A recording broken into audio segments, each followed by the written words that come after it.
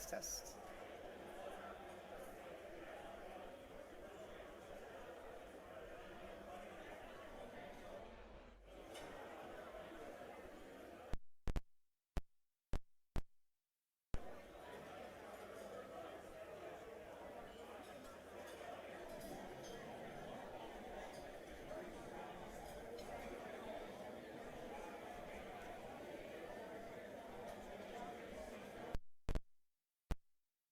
Hello everyone, good evening and welcome to the 2022 International Drag Racing Hall of Fame Induction Ceremony. My name is Joe Costello from WFO Radio and of course part of the National Hot Rod Association track announcing team. We're in town for the 53rd Amarillo Motor Oil and HRA Gator Nationals. And as you know, the International Drag Racing Hall of Fame Induction is one of the major events that we will enjoy this week. I wish to welcome you all, and for the first time ever, we are streaming this event around the world. So thank you so much for attending. We have got a great show for you. Joining me on the stage from Racers for Christ, Chaplain Eddie Boyer is going to lead us in our pre-Hall of Fame invocation. Please, Mr. Boyer, lead the way.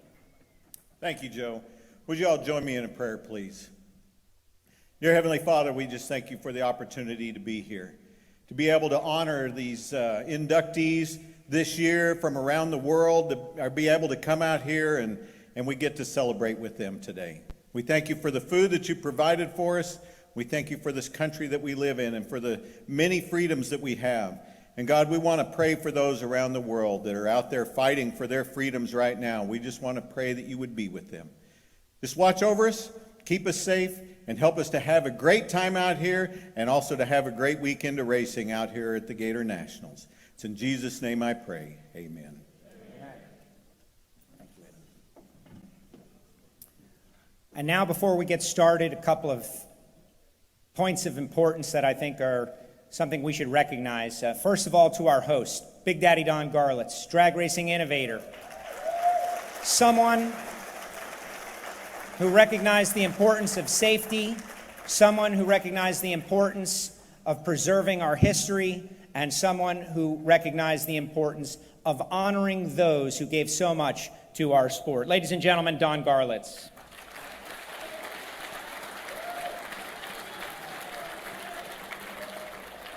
And speaking of those whose contributions to drag racing have been recorded in the International Drag Racing Hall of Fame, I would ask all of our Hall of Fame inductees and members to please stand up now. If you are in the Hall of Fame, we ask you to stand up and be recognized in front of this crowd. We want to basically show you our love. Mr. Mike Lewis, of course, Bruce Larson, Laura Earwood. If you are in the Hall of Fame, Roy Hill, Roy, great to see you. Joe Amato, all in attendance. Thank you very much. Mr. Steve Gibbs. Drag racing is what it is today because of the sacrifices of time, money, sometimes flesh of these folks. Thank you very much for what you've done. Tonight we're going to meet some of the innovators. We're going to meet the people who helped deliver the sport of drag racing to the level it is now, not just in this country, but around the world. And the man who is going to guide us through and teach us a little bit about the contributions of our inductees is the man himself, Mr. Big Daddy Don Garlits. Through video and, of course, elements, you'll meet our inductees and the inductors who helped them learn the way. Ladies and gentlemen, I give you the first video, Mr. Big Daddy Don Garlits. Great. Now there's a name that probably doesn't ring any bells in your ears. But I'll tell you what, if you were in England and you were at Santa Pod, you knew who we were talking about. He was the starter there for years and years.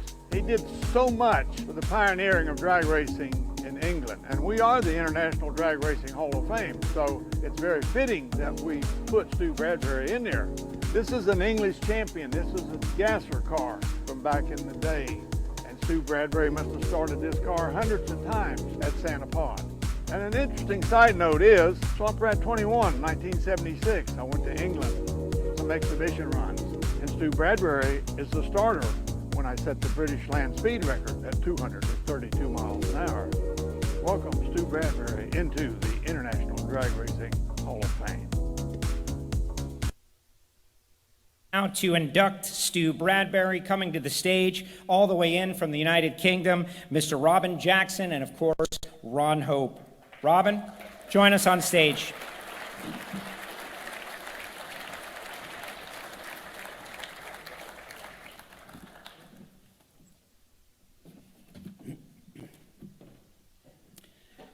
To date, just 4 individuals have been honoured with membership of both British and international drag racing halls of fame. Sidney Allard, known as the father of British drag racing, who worked with Wally Parks to bring some of America's leading stars to race in England in 1964 and 65. Carl Olsen, founding president of the FIA Drag Racing Commission. Don Garlits, the biggest star on that tour to England in 1964, who, I believe, has enjoyed further success in drag racing since then.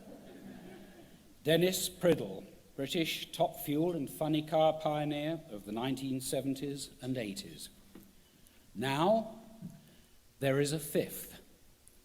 Stewart Bradbury, Stew to everyone who knew and loved him, served as chief starter at Santa Pod Raceway from the late 1960s to the late 1980s, was involved in another track for a short while after that, and then in 2005 became the founding chairman of the British Drag Racing Hall of Fame, a role he maintained until his death in 2020, following an intense, brave 10-year battle with cancer. In that time, and never letting his illness distract him, he played genial host to numerous legendary American figures who joined us at our annual Hall of Fame banquets to help us celebrate our British version of the sport. Big Daddy was the first. Waterbed Fred, Dale Emery, Bruce Larson, Bob Moravis, and Floyd Lippincott Jr. Now there's a coincidence, they both turned up at the same time. Don Schumacher, Connie Coletta, Ed the Ace, Steve Gibbs, Iski, Eileen Daniels, Harry Hibbler, Roland Leong, Marvin Graham, Dan Richins, Clay Millican, Doug Herbert, not at the same time, Tom Hoover, Rich Guasco, Gentleman Joe Schubeck were just some of those who followed. Stu became a drag racing nut by accident. One day in the mid-60s, he'd gone along to play drums in a beat combo, booked to liven up a garden fete in the grounds of an English stately home. There he came across a small band of car enthusiasts showing off their American-style hot rods, a quite un-British sight at such a time and in such surroundings. Intrigued, he chatted with the group, an innocent first step into a realm that would come to dominate the rest of his life. From that contact, Stu was introduced to the business group working to transform an airfield, located by pure chance just 10 miles from his hometown, into Europe's first permanent drag strip. Santa Pod Raceway opened in 1966, and young Stu was handed the job of crowd controller. Then in 67, deputy starter, then in 68, chief starter. Over the next 20 years, he started anyone and everyone who came to race at the track, from occasional weekend warriors to stars of the sport from both sides of the Atlantic, and sometimes beyond. When Don Schumacher and Paula Murphy brought the first full-tilt American funny cars to Santa Pod in 1973, it was Stu's start line from which they launched. When Big Daddy packed the place out in 76 and 77, it was Stu who flicked the switch. Beadle, Snake, Hoover, Sagrini, Harlan Thompson, Darrell Gwynn all took the green light from him. He once shut off Tony Nancy and stood his ground when the furious Nancy burst out of the cockpit to debate the matter. On an NHRA visit one year, he manned the start line alongside Buster Couch, an experience he was proud to remember. The drag racing connection also came into play for Stu's day job. He spent most of his working life as a sales specialist for two leading importers of American car parts into Britain. First, John Wolfe Racing, then US Automotive. To walk the pits with Stew in his later years was an exercise in slow-motion standing around, because everyone who saw him wanted to stop and talk about old times, new times. So many people, so many conversations. Who was that, you'd ask? I've no idea, he'd often say. Face rang a bell, but I really can't remember. But they all remembered him. Stew was inducted into his own British Hall of Fame in 2017 by an act of subterfuge, contravening the ironclad rule he himself had imposed, banning anyone involved in the management from being eligible for membership. The directors, members, and international ambassadors secretly decided to change the rule in this single, so deserving case, and we sprang it on him one afternoon in the middle of a race. I announced the presentation myself. Stewart Bradbury, whether you like it or not, you are now a member of the British Drag Racing Hall of Fame. First, shock and surprise. Then, Stew accepted it with good grace, but I don't think he was ever truly convinced he merited it. But if he'd ever imagined he would one day be inducted into the International Drag Racing Hall of Fame, he would have been thrilled, tickled pink, well chuffed, properly made up, as we sometimes say.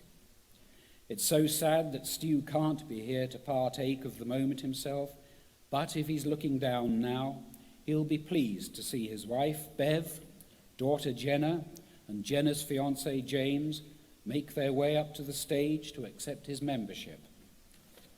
First, to make the presentation, we're delighted to welcome a great friend of Stew's and a great friend to our Hall of Fame and to the British drag racing scene, Mr. Rat Trap himself, Ron Hope.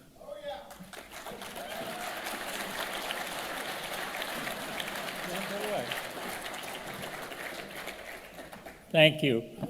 I will try not to say anything that would take from Robin's very great introduction to Stewart Bradbury.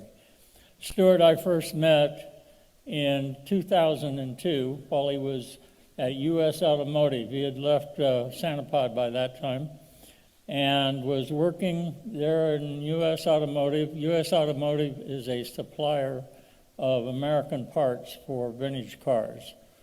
And met Stewart, we struck up a friendship, and it lasted for many, many years.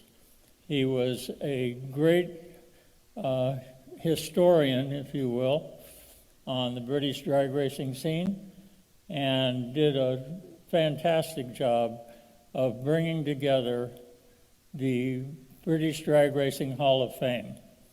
I was honored a few years ago with being named actually a director of the Hall of Fame, and so I'm quite pleased with that. I wrote some remarks, however, I've kind of deviated from them. I will say that I was invited to the first British Drag Racing Hall of Fame at the Seville Hotel many years ago, and have attended every one of their Hall of Fame dinners ever since. But let me read this a little bit here. There are many experiences and thoughts I could offer regarding Stewart Bradbury, but in the interest of time, I must defer to the presentation for which we are gathered here tonight. As with all great men, they are supported by equally great women. To accept the nomination and award for the Hall of Fame is his lovely wife, Bev. Bev, if you can join us.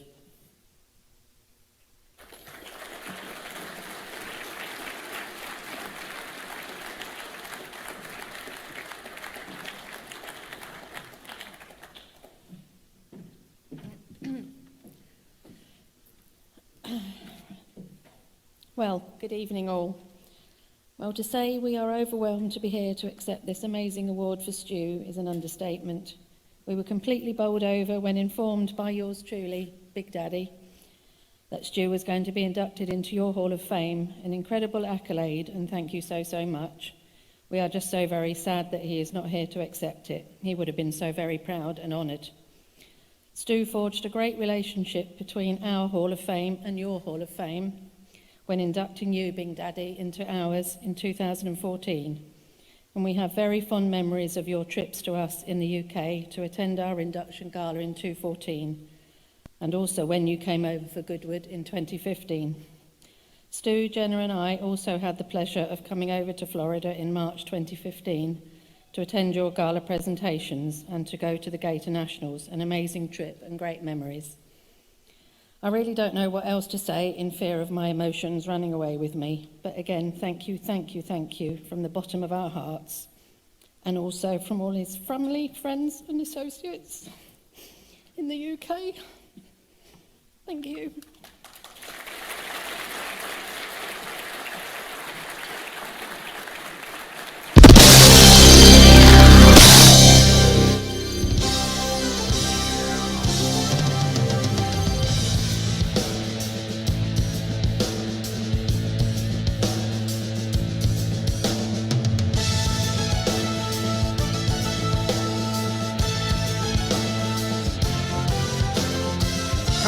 Right here in Gainesville, Florida, lots of legends, including a wild man with a mohawk, Scotty Cannon.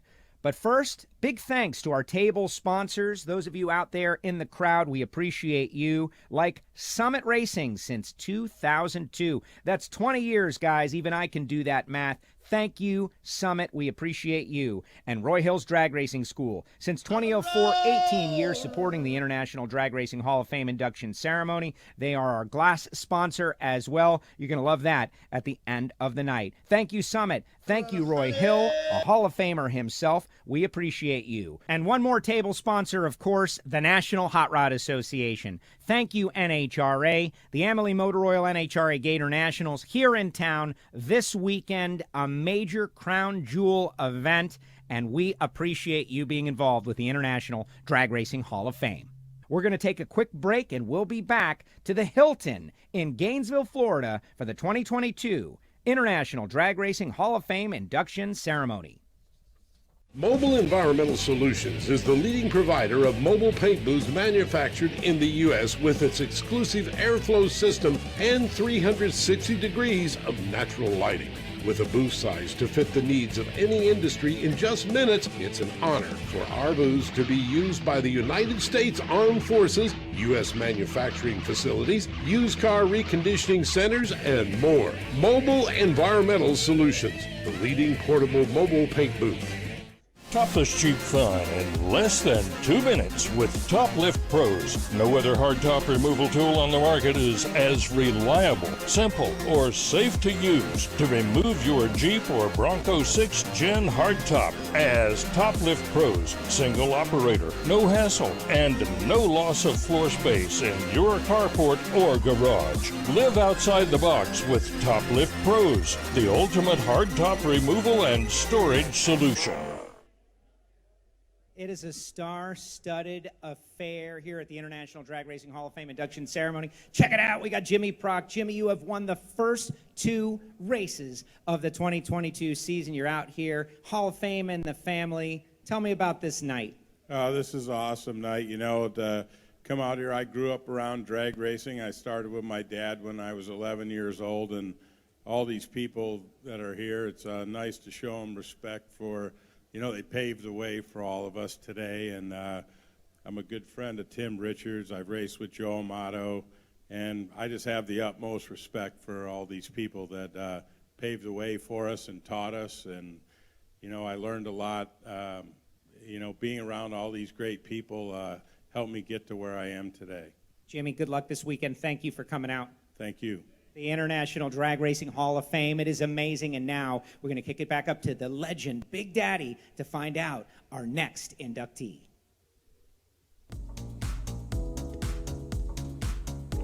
Scotty Cannon, Pro Mod fame. That's our next inductee. And this was his favorite brand, the Willis. He took these little cars and he turned them into pro mods. There was two ways they could do it. You could either be blown alcohol or unblown nitrous oxide. And there was always a big controversy in the pro mod ranks. One side always said the other side had an advantage. So one year Scotty has the blower with alcohol and he wins the championship. And the next year he has the nitrous oxide and he wins the championship. He said, I can beat you either way. Scotty Cannon's most popular car had Killer Red Mater written on the side of it, and he did win a lot of races with it. 4 or 5 years, he dominated Pro Mod. And it was a class that was really liked by a lot of people because it was a car that they could relate to, an old type car, but it went really fast and made a lot of noise. And of course, they blew up every once in a while. So welcome Scotty Cannon into the 2022 International Drag Racing Hall of Fame. And now to induct the man with the mohawk, Mr. Pro Modified himself. He's from CompetitionPlus.com. He is the editor, Mr. Bobby Bennett. Please come to the stage.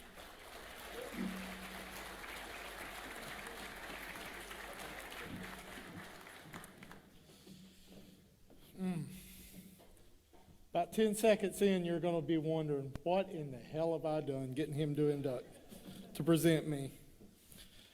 It's kind of sort of like that time you dared to hang Dominic to put 100 pounds on your combination.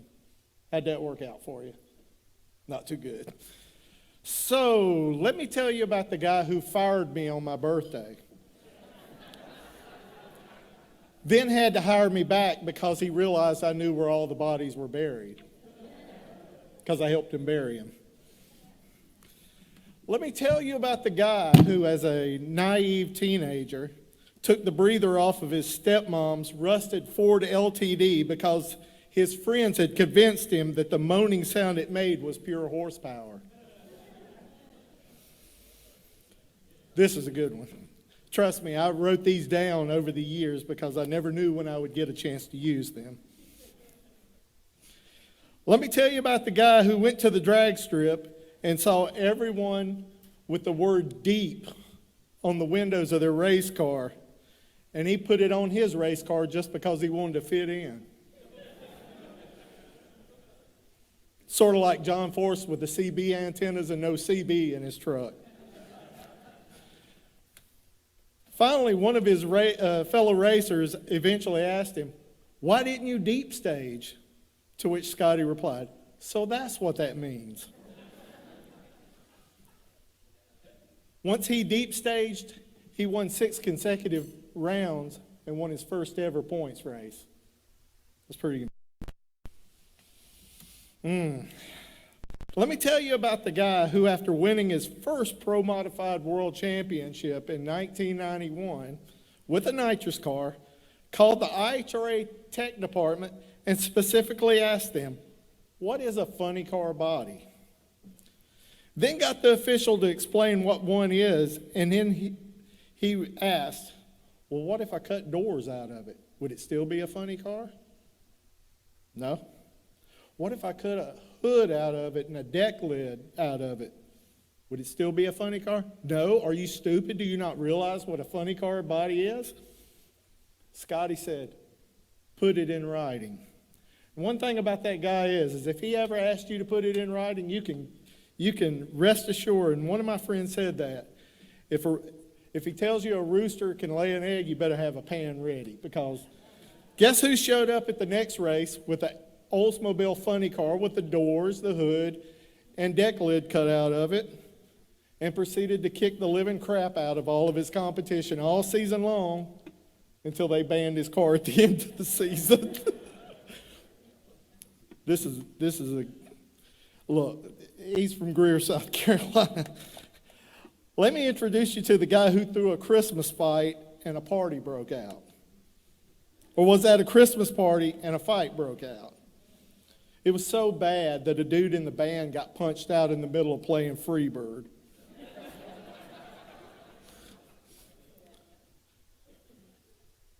This is an absolute true story. At the 1998 IHRA Southern Nationals, Let me tell you about the guy who, when his opponent had started the burnout, Scotty was a no-show. Apparently, somebody on the crew had put the rotors in the supercharger backwards. So they put another blower on the car, and as they were putting the car together, Scotty fired the car from the pits, drove it through the pits, through the staging lanes. Mind you this, his opponent had already done his burnout. And Scotty does his burnout, pulls up beside him to say, "It's me again, Margaret." And he won the race.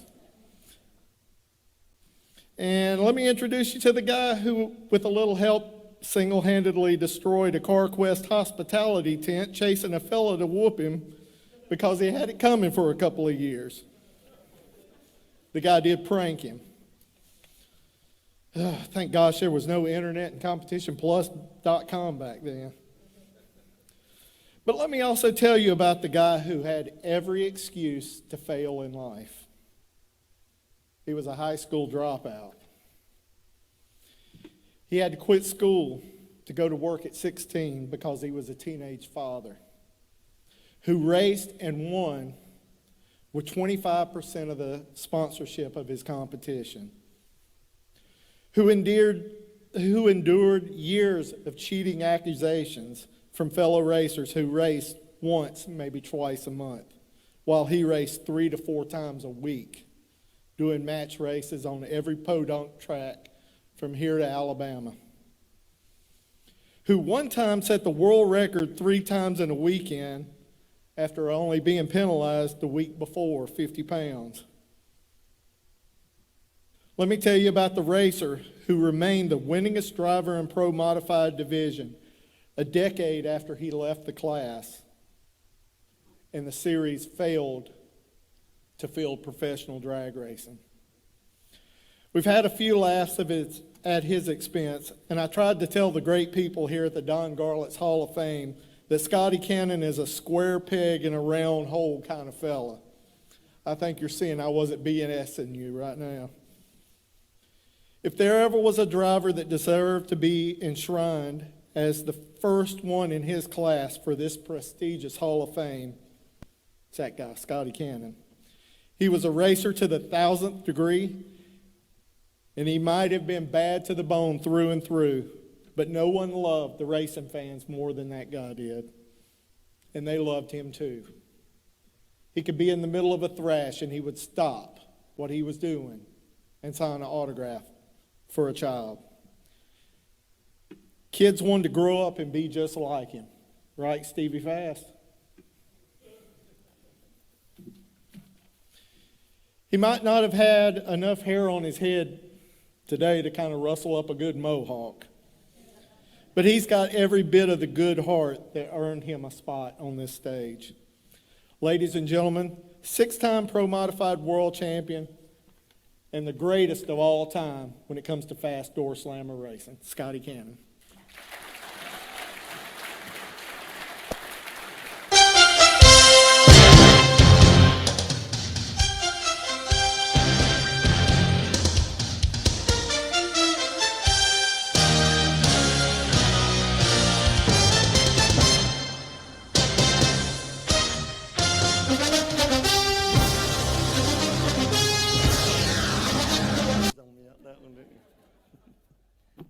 Probably do something like that. I don't know how you plan for this one. You can't. I don't know. I grew up down the road, laid in the bed, done a lot of things thinking about how to win my next race, and had to win those, winning more. And it happened. I won a championship. God blessed me with more. I never one time ever wished I'd do this, just when I think life is not being exactly fair to you. Don Garlits shows up again in the Hall of Fame. Who would have ever thought, man, it's just great. First off, I'd like to thank the good Lord. He knows everything about me, trust me. I had no idea. I just had no idea I'd make it, but I always said a prayer. I don't think I've ever went down a racetrack. Well, I know I haven't. Without saying my little ritual. It's not asking him to let me win. It's pretty simple. I don't know if you. I think my crew knew about it. I know Boyce did. I always said, let me be safe. Something happened to me, take care of my family. And he did that. I'd like to thank Don Garlits for just being the man. When he called me to present me with this award, I was actually fishing. And I used to do PR work with him when I first got my start with IHRA. Him and Shirley Muldowney, ride around all day, do TV and radio. Just had a big old time. Never thought one day I'd be standing up here and this guy would be calling me. I got a fish on, and I got my phone. I looked at it, and I'm like, oh, no, and I hung it up. I said, oh, my God, that was Don Garlits. Somehow I had him in my phone in contacts, and we didn't have cell phones back then. But I had him in there, so I called him back. And you know what he said? You'll never believe it. He said, well, just call me back tomorrow. He said, if you fishing, that's more important. He said, just want to know you're in the Hall of Fame. I said, hold on a minute. No, you hold on. I said, I'll put the rods down. You know, he insisted that I not fish. I'm like, I can't even hardly speak. I was more nervous then than I am now. But that was great. And I tell people that, and people say, well, how did you, I'm trying to find my glasses because I can't see nothing. There you are. But anyway, that's a true story, and that happened. I'd like to thank NHRA for making awards like this happen, and it lets us know after we put all the hard work that we put into that, and when you think that, we don't have retirement or anything built in when you're a race car driver.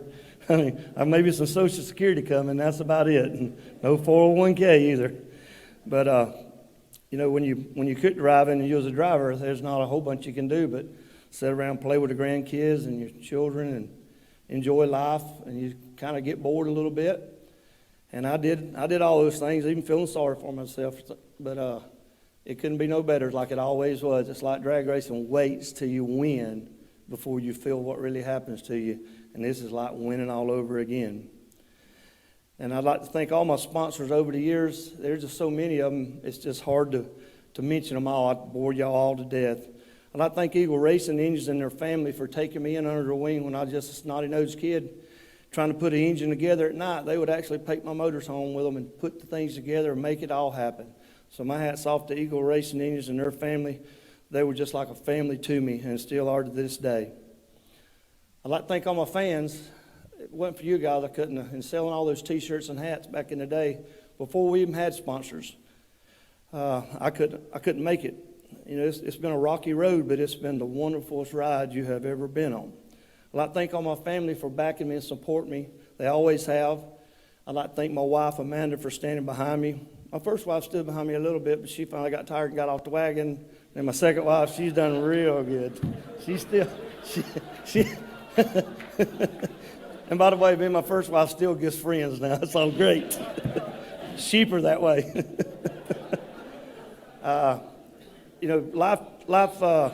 Life plays tricks on you think, or things go one way or go another. And me and my brother, we were real close growing up.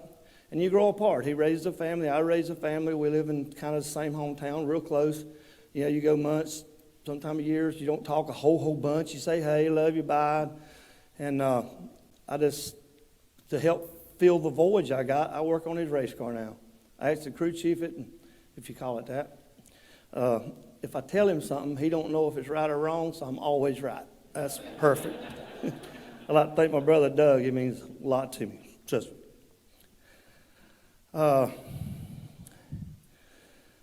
I'd like to thank his fiancee Jackie and all my friends for coming out. I'd like to thank my sisters Cindy, Debbie, and Tanya. Tanya we no longer have with us. We lost her in cancer about 2 or 3 years ago. I'd like to thank Mike's Ward, being the friend he is now. He's a great guy. All these guys are at my table. I'd like to thank Torch. Everybody has to know Torch. I mean, who don't know Torch, right? He's actually here with me now, and he introduced me to the big Oakley guy. Big break in life, trust me when I tell you. Lord mercy. I'd like to thank just one more cat over there. I was asked a question one day. He said, you like that? You like old Stevie? I said, Stevie who? He said, Stevie Fast. I know who they're talking about. I watch him all the time. I watch the smart kid, right? And he don't take no junk, and I love every minute of it. And I said, yeah. I said, I ain't no hater. I love people. I said, you can't hate what he does. Oh, we like it, we like him. Come to find out, I don't think they really liked you, Stevie. But they did. But anyway, I got these guys. I'm real honored to have him here. And they say he reminds everybody of me back in my day. I think he's got me beat, though, to be honest with you, because he talks more junk than anybody I've ever seen. I'd like to pay special thanks to all my guys that worked on my car over the years. I know I'm not the easiest guy, probably the hardest guy in the world to ever work for. And especially, I got 2 or 3 names here I just want to really, really thank a lot. One of them's my son, Scotty Cannon Jr. He put up with me a lot. And I'm proud of all these guys. Phil Schiller, he's at my table tonight. He was one of my pups, I call it. I don't think he really likes to be called a pup, but he's one of my dogs anyway. I don't care what nobody says. Daryl Makins was a big part. They just did it when I didn't have no money, didn't have anything to do. And last but not least on the thank you list, I'd like to thank Boyce Boswell. He'll make me cry. A lot of y'all probably know him as the tobacco guy. He chewed tobacco. He always backed me up in my car. He went with me in the funny car, which God knows I didn't shine too good there, but I was trying. I don't know if I'd ever won the first race if it hadn't been for that guy, and he knew nothing. And he never went to a racetrack without me, a drag race. And he said, when I quit, he quit. And when I quit, he ain't been back, maybe to a little Greer track. And I got a few friends that's passed over the years, and I got to mention those guys, and I'm fixing to wind this thing up. So just have a little patience with me here. I usually don't do all this whimpering stuff.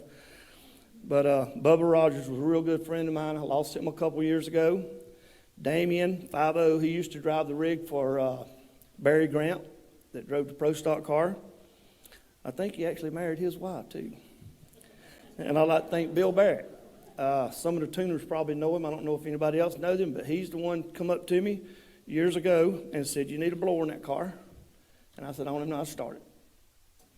I took an injector hat and put a carburetor on the top, started. And when he got to my house, everything was ready to start. He said, what is that junk on top of that hat? I said, well, me and Fulton put that. That's when I was with Gene Fulton. We put the carburetor on there to start it with. Oh, that thing makes a lot of noise. He said, well, if you're that big up, you don't need to be in one of these things. I said, well, they make a lot of noise. So Boyce was in the car during the warm-up, and I actually stood outside the car, believe it or not. That's how big a candy I was. I didn't sit in the car when he cranked up my first blower car. But other than that, if I've left anybody out, I apologize, and I'm sorry for taking up any of y'all's time. But trust me, I'm riding a dream right now, and life couldn't have been no better to me, and God only knows what it brings in the future. But thanks to everybody, and for bearing with me. And thank God.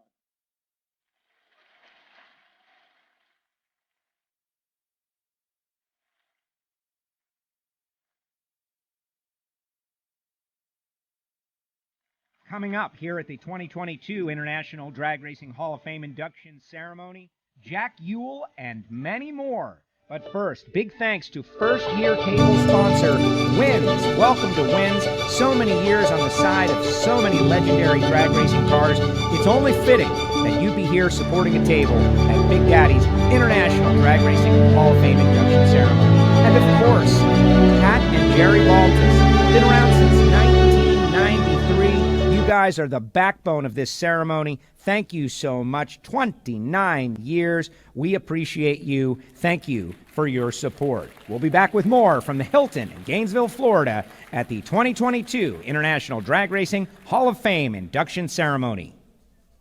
When your child wants to learn how to drag race, go to the most trusted instructor in the sport, Roy Hill. At Roy's Junior Dragster Camps, your child will learn proper procedure for staging, racing, how to avoid breaking out, how to get a winning reaction time, and the most important thing Roy teaches? At my junior drag race camp, you learn everything that's needed about safety. Call now or go online to view the next scheduled school. When you leave my camp, you'll have your license to go out and race.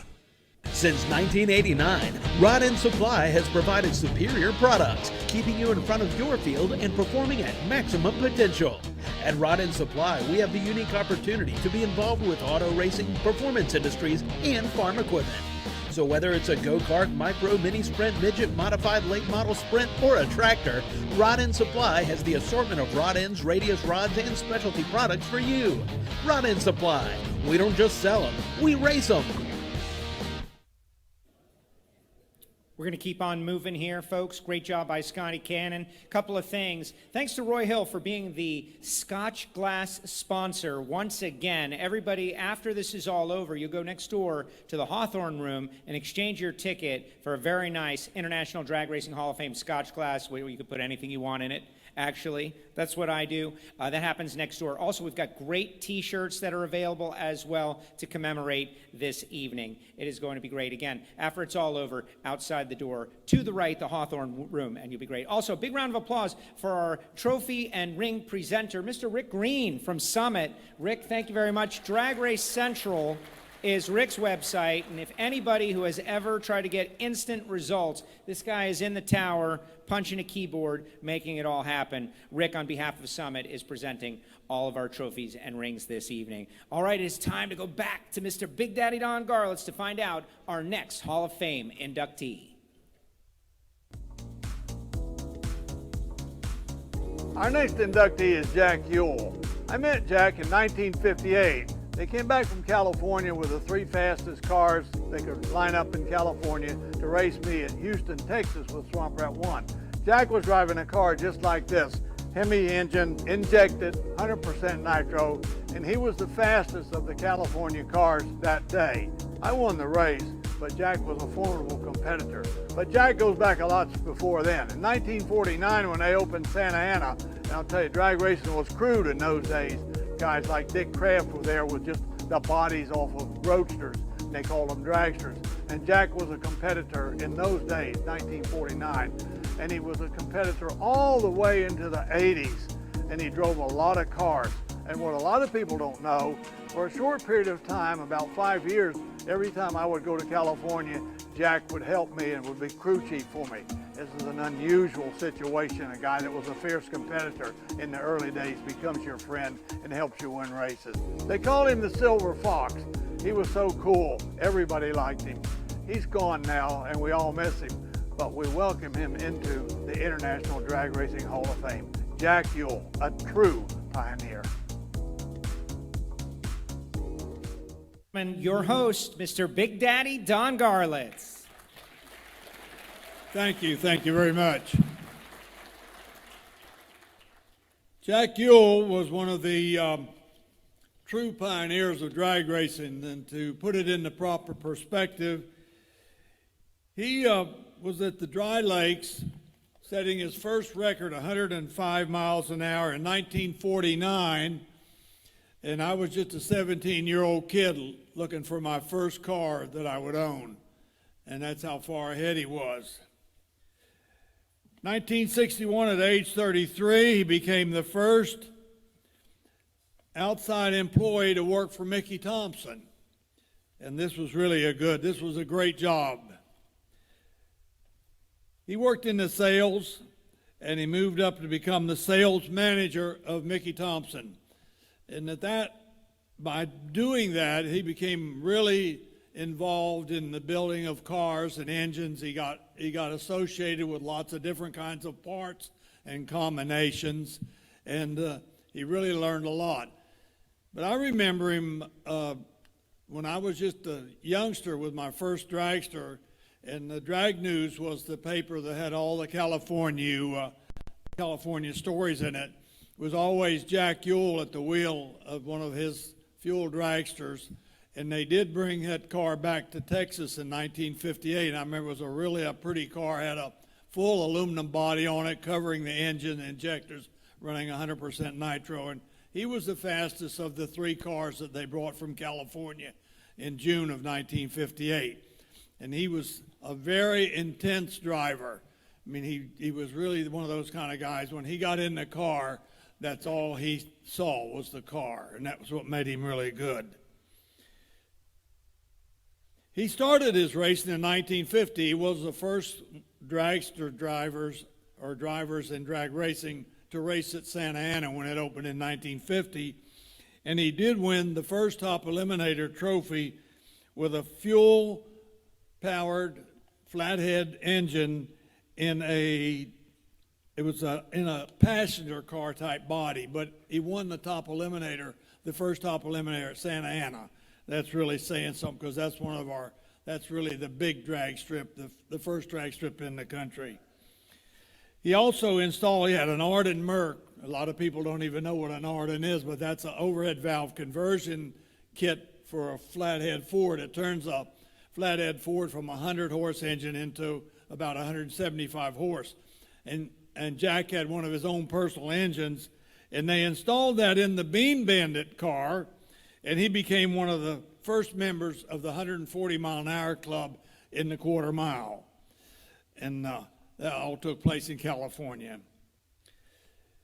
He drove the Ewell Sticker A-Fuel dragster many years. That belonged to Jim Cambor, and that's the car that they brought back to Texas. And he also drove the Ewell Kegel Cambor car. He 61, he went to Bonneville, and he was put in the 200-mile-an-hour club, another tough job. Back in those days, 200 miles an hour at Bonneville was quite a feat. He went one way, 217 miles an hour, and he averaged 212 both ways for the record, and that put him in the club. And it wouldn't be until 1989 that I got in that 200-mile-an-hour club. He had the misfortune to break a leg in 1968, and then they got him out of the driver's seat. And that particular car, Carl Olson took over the driving, and that car hangs in the SEMA offices on the wall. He was a great guy, and for many years, when I would go to California, he would come and work on the team. And he was the Silver Fox, and he got that name because he was prematurely gray. And it was John Lundberg, the voice of drag racing, that hung that name on him, kind of like Bernie Partridge put Big Daddy on me, and it stuck. And we always called him the Silver Fox. He was a very likable guy, very knowledgeable, and very quiet. And it was really a pleasure to work with him in drag racing. And I just loved it in California to spend time with him. And, you know, to me, because he was one of my heroes. He was older than me, and I always looked up to what he did, and you don't know what a great feeling that is to be able to work with someone like that you've always honored and had great respect for, and really get to know the man. He was a great guy, and he's gone now, and of course we all miss him. And I was really pleased when I looked at the ballots and the selectors had chosen him for the Hall of Fame. He was like it was forgotten, you know, and just one of those names that kind of slipped through the cracks until we got to looking around and seeing just what he had done. He's a great guy. And here to accept the trophy, the honors, is his son, Jack Yule. Jack Yule, would you come up, please?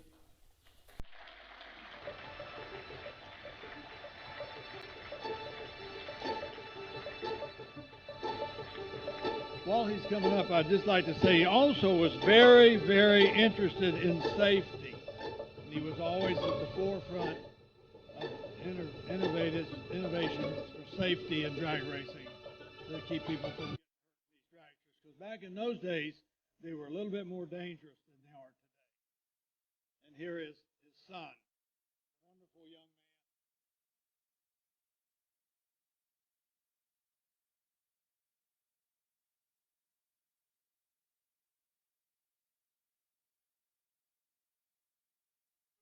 To be here today, very special thanks to Mr. Don Garlits and all the pioneers that I'm privileged to be able to sit out here and break bread with tonight. My dad would never have dreamed that he would ever be inducted into the International Drag Racing Hall of Fame.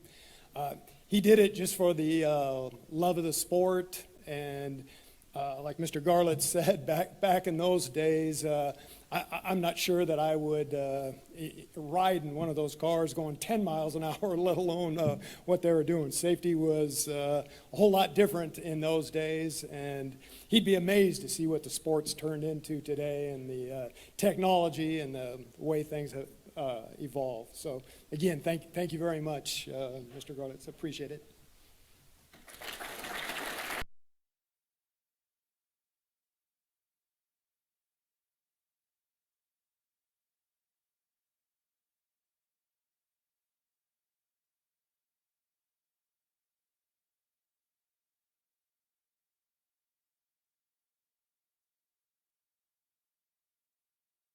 Florida with many more drag racing icons to come, including Jack Moss. But first, big thanks to our table sponsors like TAC Enterprises, who has been with us for 20 years. Thank you so much, folks from TAC Enterprises, and Joe Amato Properties. Since 2002, another 20-year sponsor. We'll hear a little more from Joe coming up in a little bit. And Donovan, 18 years. Thank you so much. Since 2004, table sponsor. We appreciate you.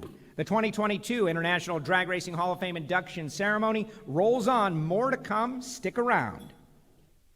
Mobile Environmental Solutions is the leading provider of mobile paint booths manufactured in the U.S. with its exclusive airflow system and 360 degrees of natural lighting. With a booth size to fit the needs of any industry in just minutes, it's an honor for our booths to be used by the United States Armed Forces, U.S. manufacturing facilities, used car reconditioning centers, and more. Mobile Environmental Solutions, the leading portable mobile paint booth. Masters Entertainment Group is now offering live event streaming. Masters Entertainment Group's live streaming division can cover your event with a professional and experienced crew to give your event wide coverage. Basketball, drag racing, football, slot car racing, and everything in between. Masters Entertainment Group will have your event streaming worldwide at the push of a button. Don't miss out. Contact Masters Entertainment Group today. And now let's please take a moment to pay our respects to those who are no longer with us. Rex Piermain, Dennis Priddle, John Tarzan Austin, Eileen Daniels, Danny Ungaius, and to all of those drag racing pioneers who we have lost over the last year, we thank you.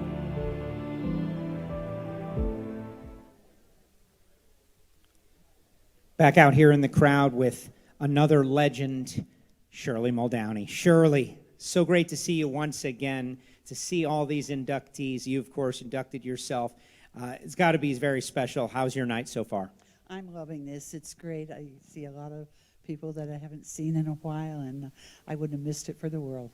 Now, after it's all over, we've got something very special. The live stream folks might not get to see it, and there's a reason we want you to come and be a part of it, be a sponsor in the future. They're going to get to see Garlits vs. Muldowney one more time. Wow. I'd pay to see that myself.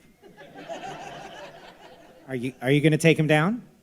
Sure. All right. That's a teaser for after it's all over. Let's find out from Big Daddy about our next inductee.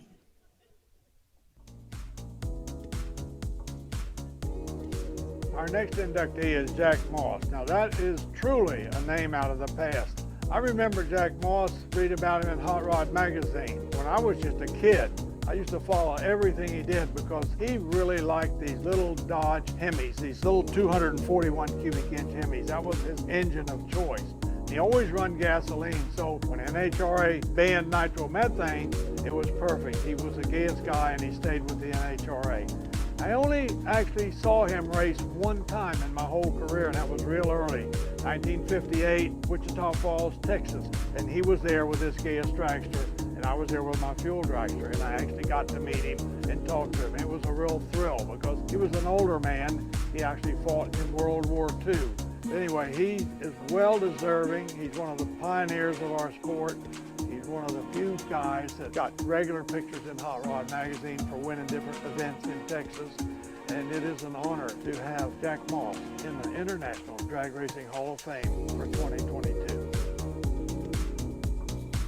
And now join me in welcoming to induct Mr. Jack Moss. He is the Senior Vice President of Don Schumacher Racing. He is a Hall of Famer himself, Mr. Mike Lewis.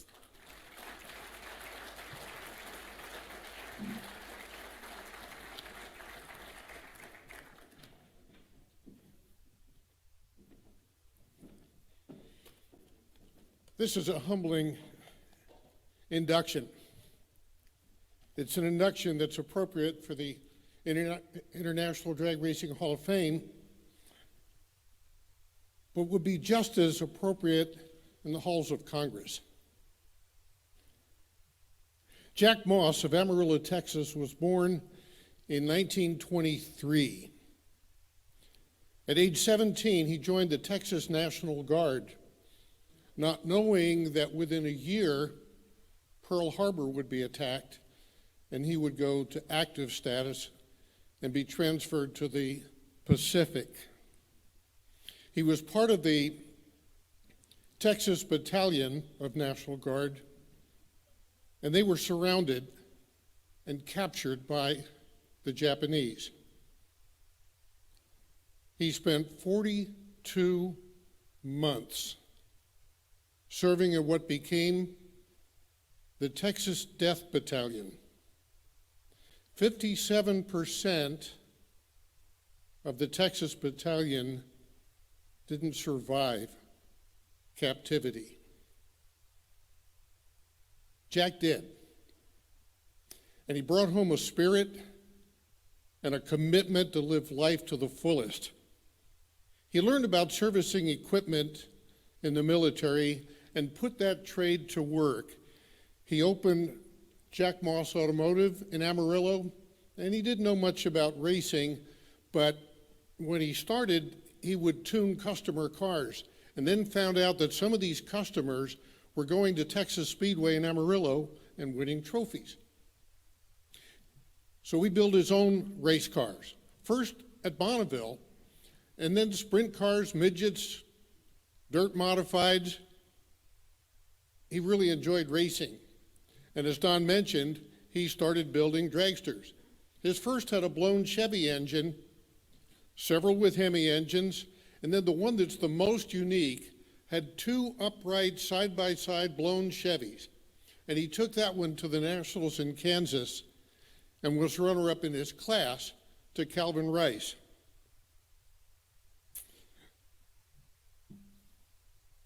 He raced all kinds of cars, including he took a liking to the Ford Thunderbolts, and then the factory experimental class raced a couple of Ford Galaxies, and then took up enduro racing. Kind of did his career backwards. Went motorcycle racing, and he won 3 Texas state championships, the last in 1982 at age 60. He closed his shop, retiring in 1978, but was pretty quickly hired by Amarillo College to run their automotive program. He was honored for all of his achievements at the National Hot Rod Reunion in Bowling Green. That's 10 years ago. He left us in 2016, but he lived up to his plan to live life to the fullest.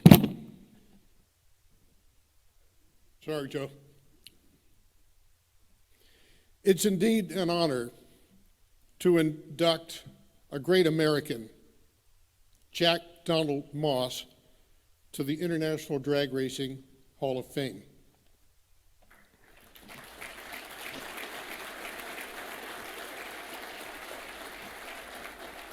Jack's family, which by now includes, I think I read 12 great-grandchildren and 5 great-great-grandchildren. So the 5 generations surviving have sent a message through his daughter, Sandy Moss Hannah, who had intended to be here and unfortunately was unable to make it.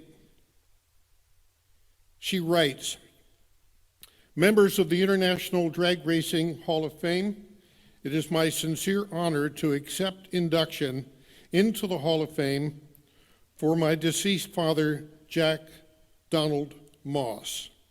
I am sorry that he could not be here to have accepted this honor in person. He would have been deeply honored to stand here and accept, and thanks you all for considering him among all the other worthy candidates. He thoroughly enjoyed all aspects of drag racing. He had a wonderful career both on and off the track.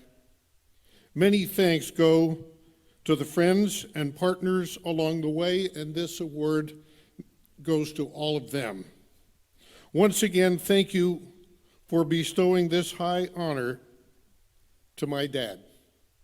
And that's from Sandy Moss Hannah. Thank you all very much.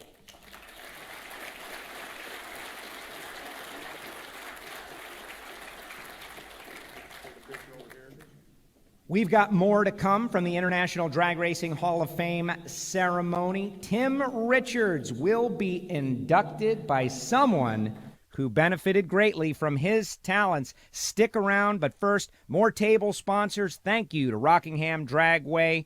18 years. You guys have done such a great job. Steve, thank you so much. And Hangstifers, since 2019, Hangstifers Metalworking Lubricants, we appreciate you. Thank you for joining us here this evening. And John Force Racing, 2002, John Force Racing, 20 years of sponsorship here at the International Drag Racing Hall of Fame. Thank you. More to come, live from Gainesville. Since 1989, Rod End Supply has provided superior products, keeping you in front of your field and performing at maximum potential. At Rod End Supply, we have the unique opportunity to be involved with auto racing, performance industries, and farm equipment. So whether it's a go-kart, micro, mini sprint, midget, modified late model sprint, or a tractor, Rod End Supply has the assortment of rod ends, radius rods, and specialty products for you. Rod End Supply. We don't just sell them, we race them. We're at the Chip Lofton table, and we've got our Lucas Oil Winter Nationals winner, Justin Ashley, hanging out. Stars of the past, stars of current, battling it out here. Justin, the International Drag Racing Hall of Fame, watching these legends be inducted, does it make you want to go out there and keep this career going? Maybe one day you will be in the Hall of Fame. Oh, absolutely. I mean, you look around this room, and it's amazing to see all the different individuals and teams here and how they helped grow the sport of NHRA drag racing, and it's really an honor just to share this room with them tonight. And the whole transfer from generation to generation, to have Garlits up there, to have Shirley up there, and to have you, Austin Prock is right over there. You guys raced each other in the final round. Yeah, we did. It's fantastic. It really is great to have Austin here tonight with me. This is just fantastic. It's about passing the history of NHRA drag racing on from generation to generation, and we hope that we can continue pushing that narrative forward. And somebody who makes it possible for so many people, Mr. Chip Lofton. Chip, you are on the side of so many race cars. Just want everybody to get to know you. Had a health issue or two. You're back at the track. So happy to see you. And this is your kind of environment. You're here every year. Well, I love it. It's been my dream all my years, and to be able to do it at the tail end of my life, I'm really excited and living the dream with these people. Well, thank you for what you do. And now it's time to find out about our next inductee from Big Daddy. This is Joe Amato's car. This was one tough guy. This car was the first car over 260 miles an hour in NHRA competition, and then later first over 280. Now we all know in Top Fuel racing, it takes a really smart crew chief to send these cars down the drag strip at those kind of speeds and stay together. And that man for Joe Amato was Tim Richards. In my personal opinion, he was just so smart about the wings and the fuel mixtures. I'll never forget, I went 299 miles an hour at Englishtown, and I had the plugs out, and a couple of them was fuzzed a little bit. And Tim Richards come over and looked at my plugs, and I said, I got to fatten those cylinders up just a little. No, he says, that's part of the combination. We need all of them fuzzed, and then you'll run 300. And sure enough, he was right. He was just so smart about things and meticulous. And you know, he was the type of guy, you looked at him, you didn't think he was like that. He just looked like a normal, ordinary guy. But up here, oh boy, I tell you, if I had raced and had to pick a crew chief, that'd be the guy back then. Tim Richards, welcome to the International Drag Racing Hall of Fame 2022. Ladies and gentlemen, join me in welcoming a five-time NHRA Top Fuel World Champion. He broke 260 right here in Gainesville. He broke 280, Mr. Joe Amato.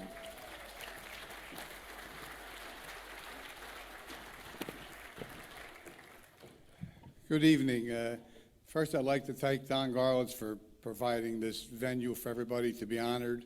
I mean, and have that great museum over there. He really perpetuates the sport, and I think he's the man. When I was really young, I remember seeing him. I went to Island Dragway, and I was like 20, and he was racing down there, and I think something happened to his car, and he ran over the railroad tracks at the end, and he crashed, but he didn't die or anything, but he's still here. But, I mean, I'll never forget that. But I said, I'm a 20-year-old kid racing a 57 Pontiac or something at the local tracks, and I said, I want to do that someday. So he was my motivation to go out there, and I was lucky enough to be able to race against him and even beat him a few times, even though he's always had respect. He always thought I had too much money, maybe, I think. Him and Don Perdome used to say, you don't really have a real job because you race, but you don't race because you have a job home. And I said, that's how I get the money to race. But, being here to honor Tim Richards is really special for me. I mean, we started out, we were kids. We used to go in Scranton, Pennsylvania. There was a place called the Villa Capri in the 60s, and we used to go there at night, and we used to go up on the hill and drag race on the street. Don't tell anybody. But we started there.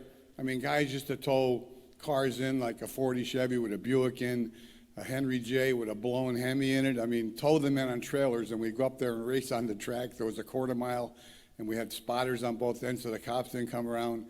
And Timmy shows up, and I met Timmy through a gentleman that I met, the Raymond Lebowski. He was like a brother to me. He used to drive a 56 Plymouth that we used to call taxi. It looked like a taxi cab, but it had some kind of Chrysler Hemi engine in it. And Timmy and him were friends. And Timmy used to work in a machine shop, and he used to take, for his toolbox, well, actually his lunchbox, would have pistons in there, so because he worked the night shift, and he'd get his work done. He'd be machining pistons and doing parts for people. So that's how I got to know him, because I was racing, and I needed some pistons done for a supercharged gas car, and so he was helping me out, and he was helping a lot of people. And then he started racing himself he got a Chrysler Wedge, and then he had Hemi cars, and he ran a Superbird car, and he was really the class of the field. We're learning all about Hemis and Wedges, motors. So we started an after workshop building motors for people and doing machining. And he actually did the neutral start. Back in those days, Chrysler, the torque fly transmission, he invented you'd rev the motor up and hit the button and it would, boom, jump off the line. And he actually patented that or figured out how to do it. And Chrysler actually hired him to teach them. And they had some of their racers running around the country doing the neutral start that Timmy did. So he really was an innovator. And I was racing supercharged gas. I had a 40 Chevy that was bigger than everybody's Opel, and I wasn't having much success. So I called him one day. I said, Tim, why don't we do something together? You can be the crew chief. So we go down to Walt Weenie's, and we asked Walt, what kind of car should we build? He said, why don't you build an alcohol funny car? Actually, it was an A funny car at the time, injected.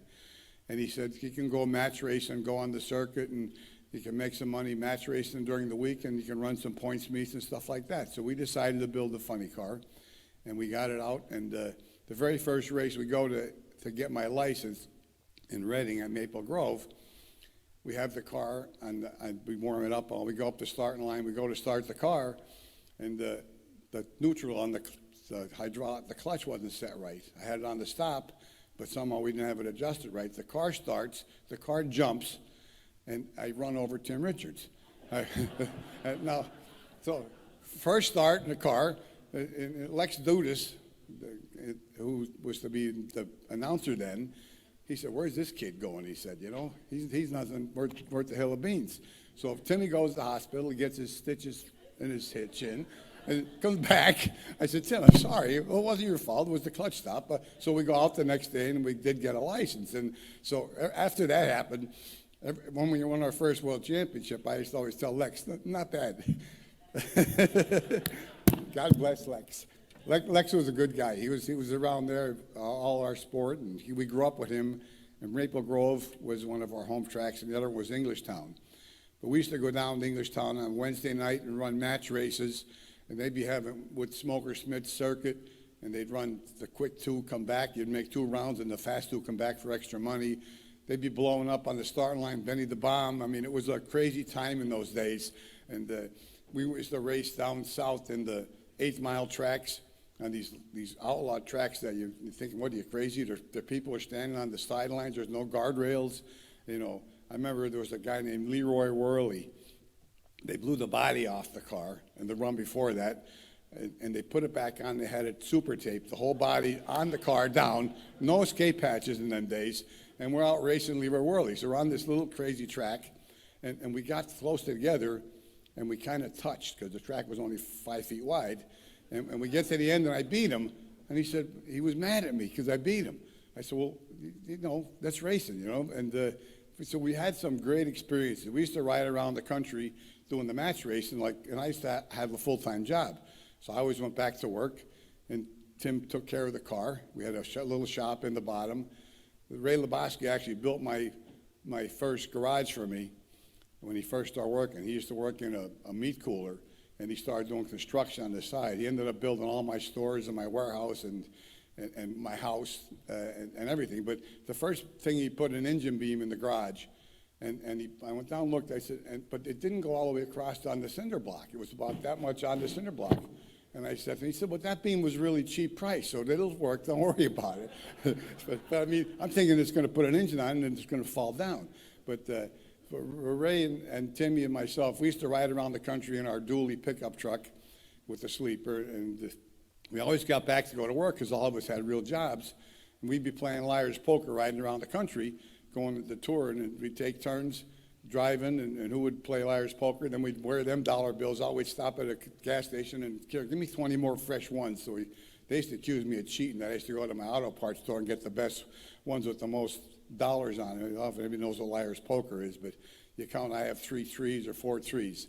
But we had a great run together, and then we got through the alcohol phase, and we did good, and we said, well, let's go top fuel racing.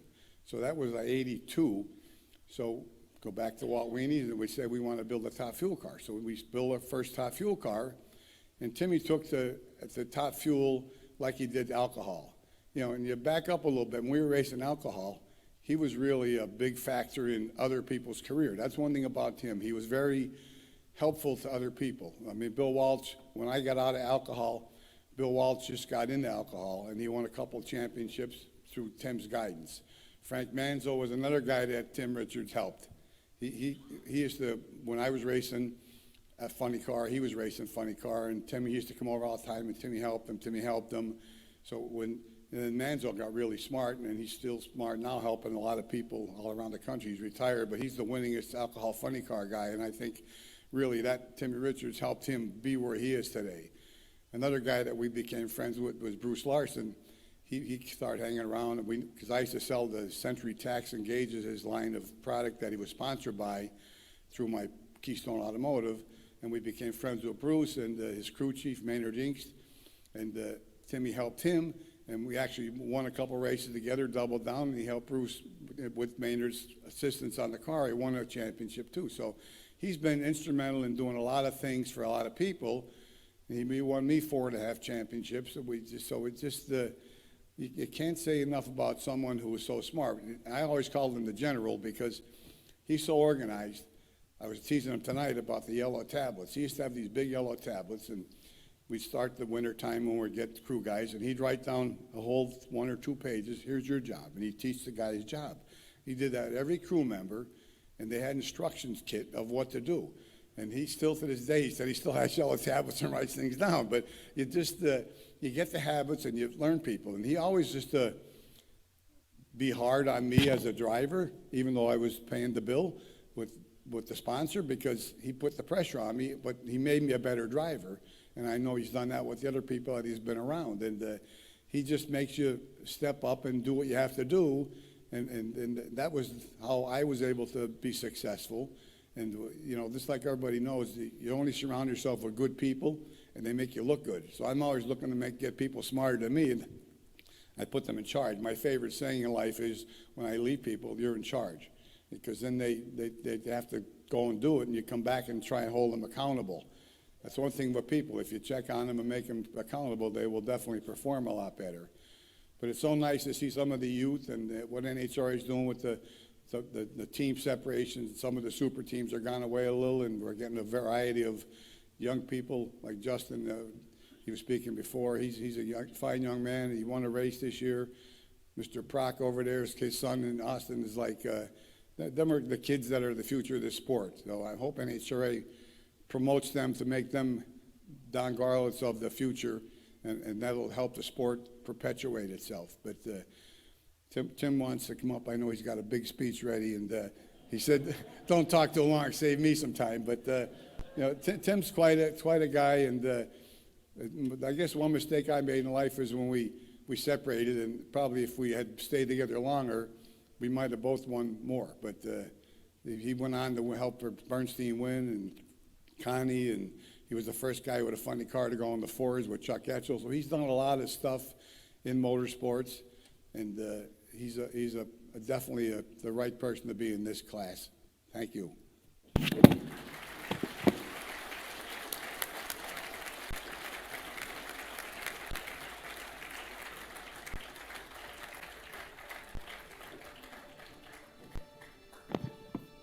And I present you Tim Richards, a.k.a. the General.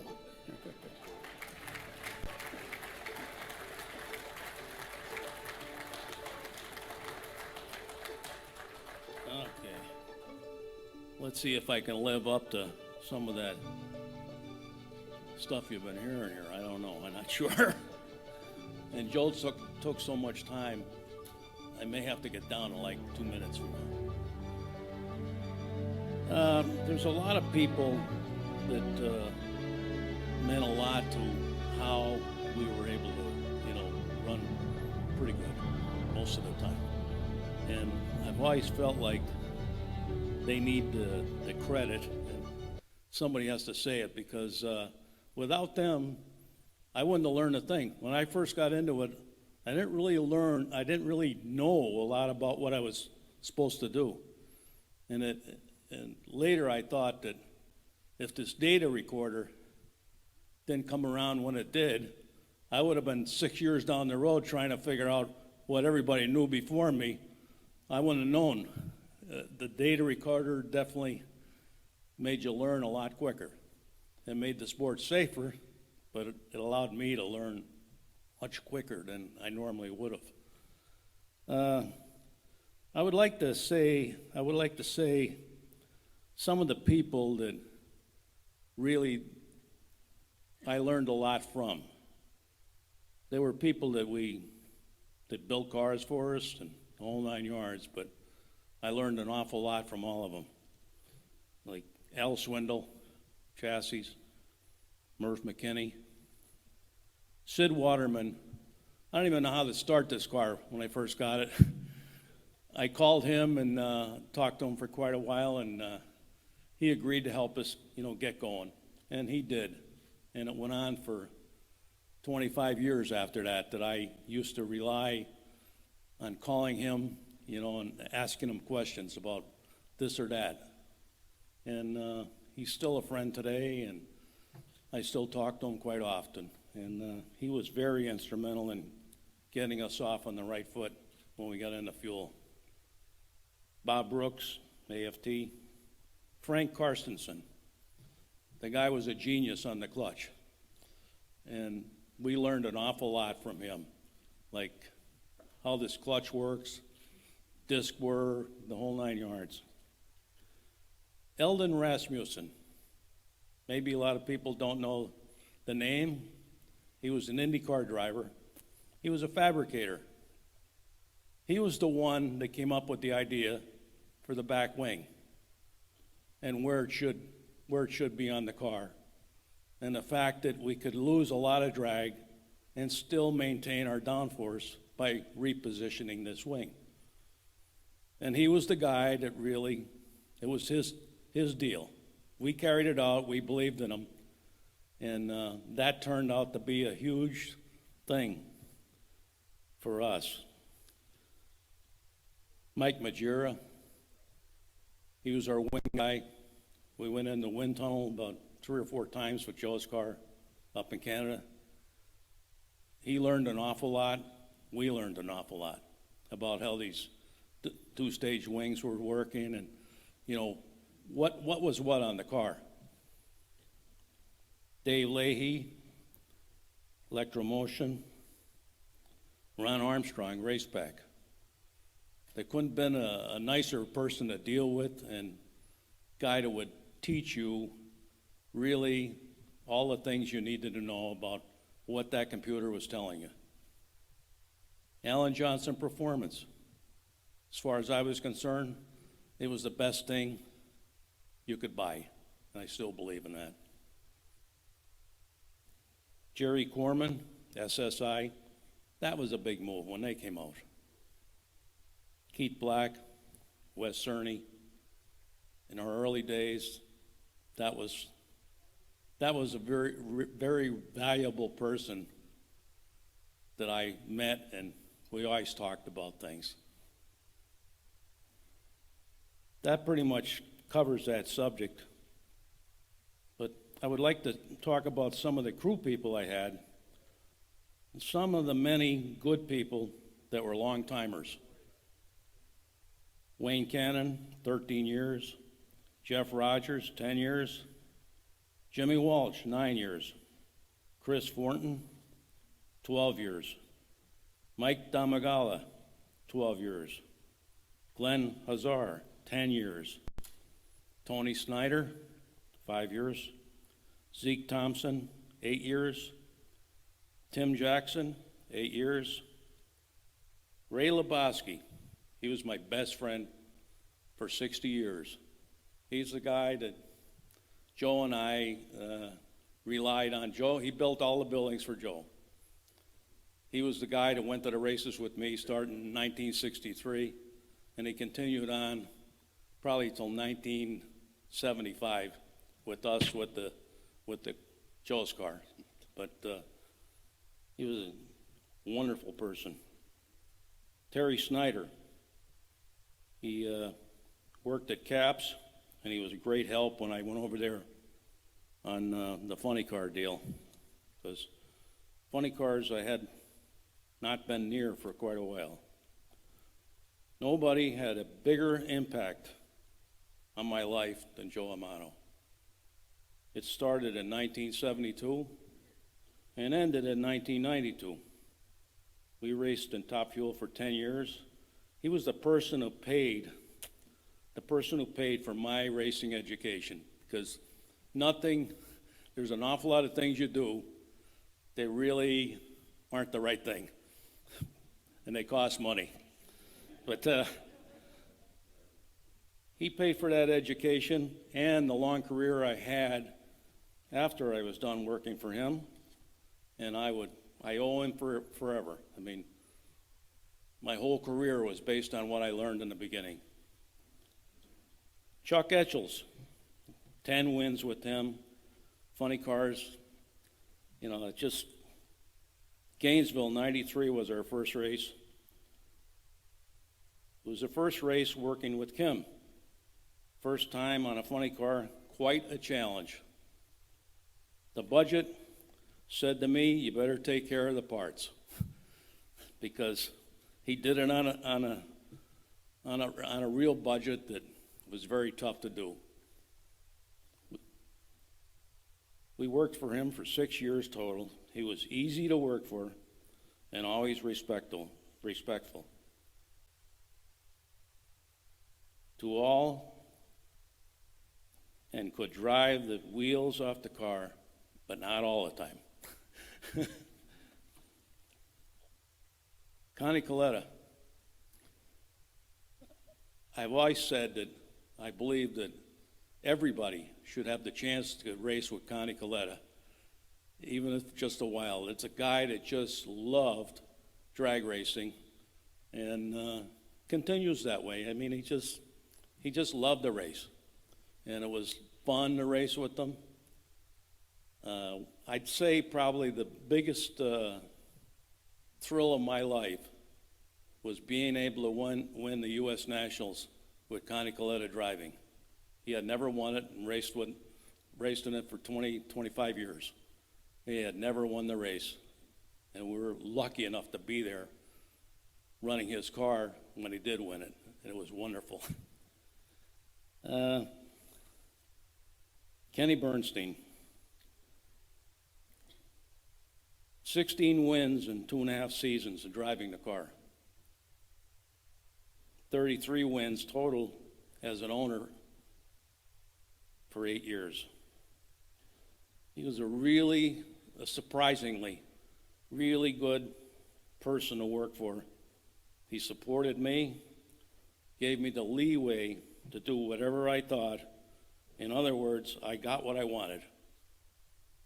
In return, what he wanted was a race car that he could win with. He wanted something that was competitive, and that's what we tried to do, is give it to him. As a driver, of winning.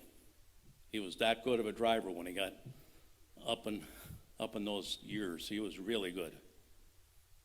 He was a weapon, really, because you didn't feel like you had to outrun the car in the other lane. He would always be able to give you something. I wish we had more time together. He was that good.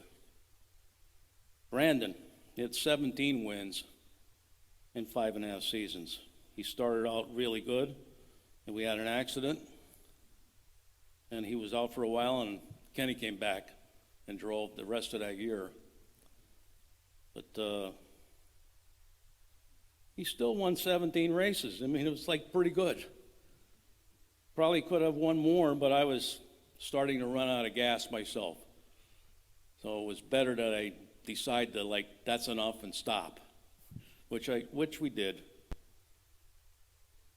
Came back in 2011, ran Ron Capps' car. The first race was Atlanta. We won 2 races. We were in the final 5 times that year. I thought it was pretty good, you know, because these funny cars they're like a different animal. And he's another great driver. Deserves the success he's now having and will have in the future. He's just a good driver. I would like to say this about funny cars, though. I believe they should get 50% extra when they win any race to put up with that body. It's just such a pain in the butt. It's something, I don't know. Okay, some of you might think I forgot to mention my partner in all things. No, we started together in '93 at Gainesville and stopped in 2011. She basically took care of the clutch, the drivetrain, the rear ends, all that kind of stuff. But that wasn't her biggest job. The biggest job was to make sure the crew, the jobs that the crew did and that were supposed to get done, did properly. And she knew how to do them all. She was the crew chief. She really was. My job was to try to make the car competitive. And that's what I had to work on. I would like to say my total wins when I worked for Joe were 31 races. Now, 31 happened with Joe Amato. That leaves 48 wins with Kim. I don't think I get anywhere near this honor without her work on this job.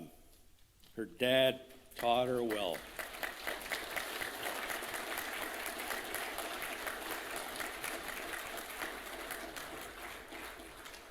In closing, I would like to thank the selection board for their vote.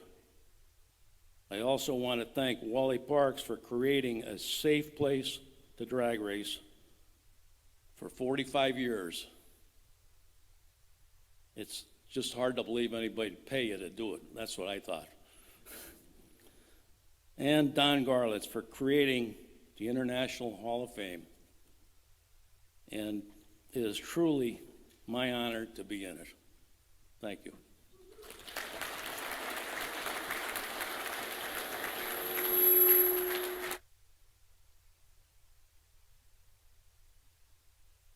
The party here at the Hilton has not yet started because we haven't heard from inductee Rick Stewart, which will be coming up next. But first, table sponsors, National Parts Depot, 18 years. Thank you so much. And of course, SEMA, the Specialty Equipment Manufacturers Association, 16 years since 2006. We appreciate you. And big thanks to the folks right here at the Hilton in Gainesville. Such a lavish establishment. So many people right here staying for the Gator Nationals. We really appreciate you. Thank you to the Hilton and everybody, all the staff. Thank you, Hilton. We appreciate you. More to come from the International Drag Racing Hall of Fame induction ceremony.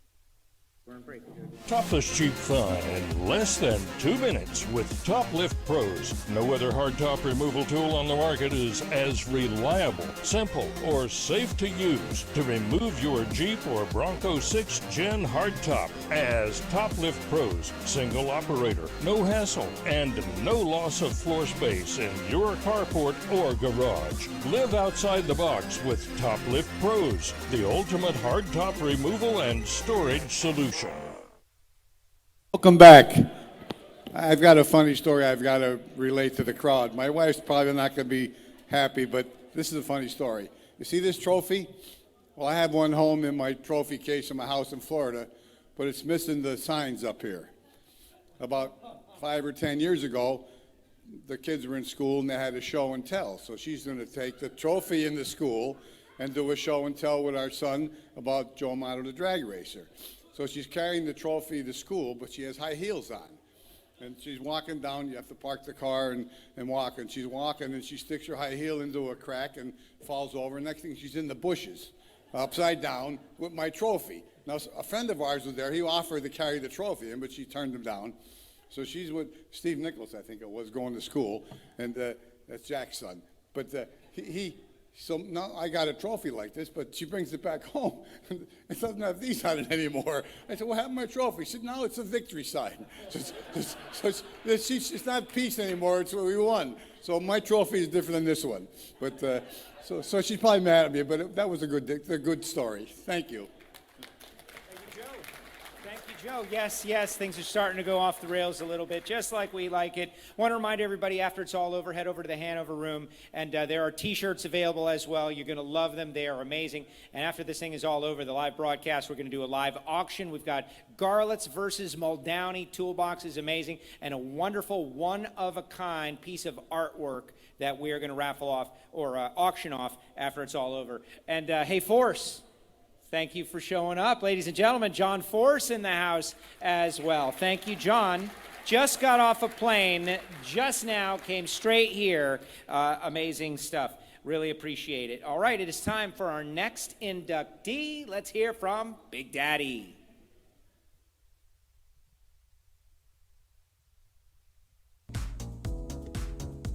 Rick Stewart. Now there's a name we'll recognize immediately, because he was the starter for many years at NHRA, and he's the guy that took Buster Couch's place. A little difference about Rick over Buster was a mean, tough guy, and he would knock your head off if you didn't do right on the starting line. Rick wasn't like that. He was a nice, easygoing guy, and he had this straw hat that he always wore, and he got so famous that NHRA made those hats and put them in the concession and sold many of them. A little unknown fact about Rick is he drove these cars just like this in the beginning. This is how he got his start. And he was a really good driver. Now, why he quit driving fuel dragsters, I'll never know. But I guess the NHRA offered him a nice little piece to be a starter, because let me tell you, that's a tough job. It's a dangerous job. You're out there in all that noise and all that heat, all that sun, and I'll tell you what, I take my hat off to him. So welcome Rick Stewart into the International Drag Racing Hall of Fame. Here to induct Rick Stewart into the International Drag Racing Hall of Fame, a man who spent 48 years of his life working for the NHRA, Mr. Steve Gibbs. Thank you, Steve. Thank you, Joe. Well, thank you, everyone. It's always a pleasure to come back to this ceremony and back to Gainesville, which was always my favorite stop on the tour since the first time in 1970. Who in the room was at the first Gator Nationals? Well, not too many. But it was a great start, great event, and I wish them well. I'd like to congratulate all of the honorees tonight and the past recipients, and to spend a couple of minutes here to pay tribute to another member to be inducted tonight, Rick Stewart. It's been my pleasure to know Rick for well over 50 years in a few different capacities, and he is a truly deserving recipient of this honor. I'm going to go back a little in reverse as far as Rick's career, and Big Daddy touched on it a little bit in the video there. But a lot of people in the room, they're going to remember Rick primarily as the chief starter for NHRA for 15 years. And he faced the impossible task of replacing Buster Couch. I mean, no one replaced Buster Couch. Rick just took over that job. And he did it well. That's a tough job, a lot of pressure, stand out there, all kinds of weather, making decisions. You know, a lot of times you're cruising along, but then when it really gets down and you got to make some tough decisions in the starting line, it takes a good man to do that. And Rick Stewart had that experience. Before he started the job as the starter, which I was pleased to be the guy that hired him for NHRA, and that Buster's suggestion, so he came with good marks, and he had done some starting at other events, but Rick by trade was an X-ray technician. And he grew up in Bakersfield, which was a hotbed of racing. Back, everybody's heard of the Smokers Race and those original wonderful events out in Bakersfield. And Rick was a terrific race car driver. He became known as the Iceman. There was a period of time when nicknames were really big for, you know, Snake, Mongoose, Jungle. We've all heard the nicknames. Well, he became the Iceman, and it was because of just his cool demeanor, and he was a plenty cool driver. He was good. And how many people have seen a movie called 7 Second Love Affair? Not too many. Do yourself a favor. If you can find that movie, and it's probably on YouTube or available probably on Amazon, it's called 7 Second Love Affair. And it was a feature-length documentary. It wasn't just a movie about Rick. It was an actual documentary that was filmed while he was racing. And this was in the mid-'60s. And he was fortunate to team up with an engine genius named Gene Adams, who's also a member of this Hall of Fame. And they raced together for several years, ran 4 different cars. And 1 year alone, Rick Stewart won 16 top eliminator events in one single year. There was a lot of activity in those years, but he won 16 top fuel eliminator events with Gene Adams. They raced 4 different cars. And at one point, he simultaneously held the ET record in both top fuel and top gas. So I made a lot of activity for a fellow there. He experienced one of the more bizarre accidents that ended his career. A picture was on the screen a little while ago of a red car that Rick drove, belonged to Bill Crossley. They were racing at Bakersfield in a tire test.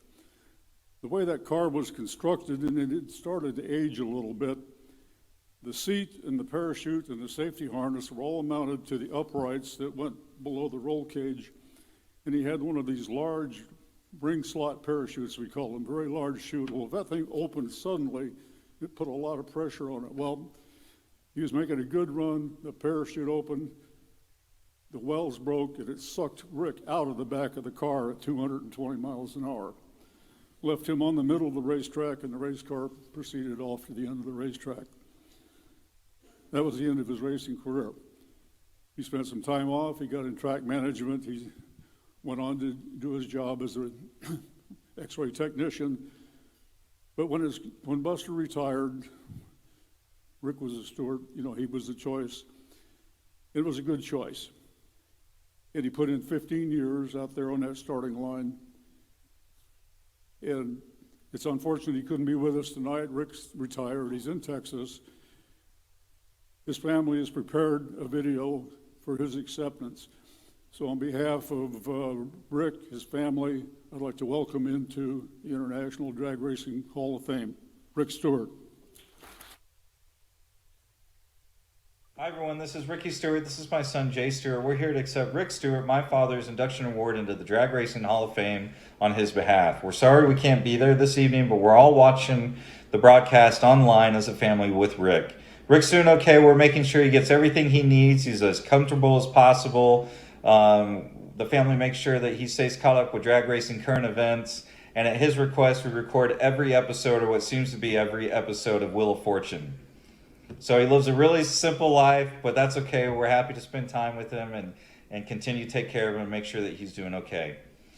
Drag racing has always been a way for me to connect with my father. When we lived on the West Coast, Dad would work long hours at the hospital as the director of radiology at Bakersfield Memorial Hospital. Then he would go work during the week and with the Wilson team out there at Mesa Marin and Bakersfield, and then would work on the weekends as the division starter, and then occasionally would work at national events as the backup starter to Mr. Buster Couch. I remember all those moments, and I miss them. When we moved to Texas, we're able to spend a lot more time together. He was then the chief starter for NHRA, and I was able to travel with him a lot more. Something I really needed. I really needed him to be around, and he was able to spend a lot of time with me, and I'm thankful for those moments. I love my papa. My papa's the best papa of the history of papas. At the time, I really didn't know who my papa was, so I asked Dad to show me a documentary or a movie about Papa. So when Dad showed me, I knew that Papa was a drag racer. So I thought that was pretty cool. I really love my Papa, and I appreciate you for letting my Papa be in the Hall of Fame. We appreciate everyone thinking about my dad and giving us another opportunity to celebrate Mr. Stewart, Rick the Iceman Stewart accomplishments, and be together with him. It's something we really appreciate, everyone thinking about him and the Stewart family. Enjoy your evening. Thank you again. And that is Ricky Stewart Jr. and his son, Jay, Rick Stewart's grandson, Jay. What a cute kid. More to come.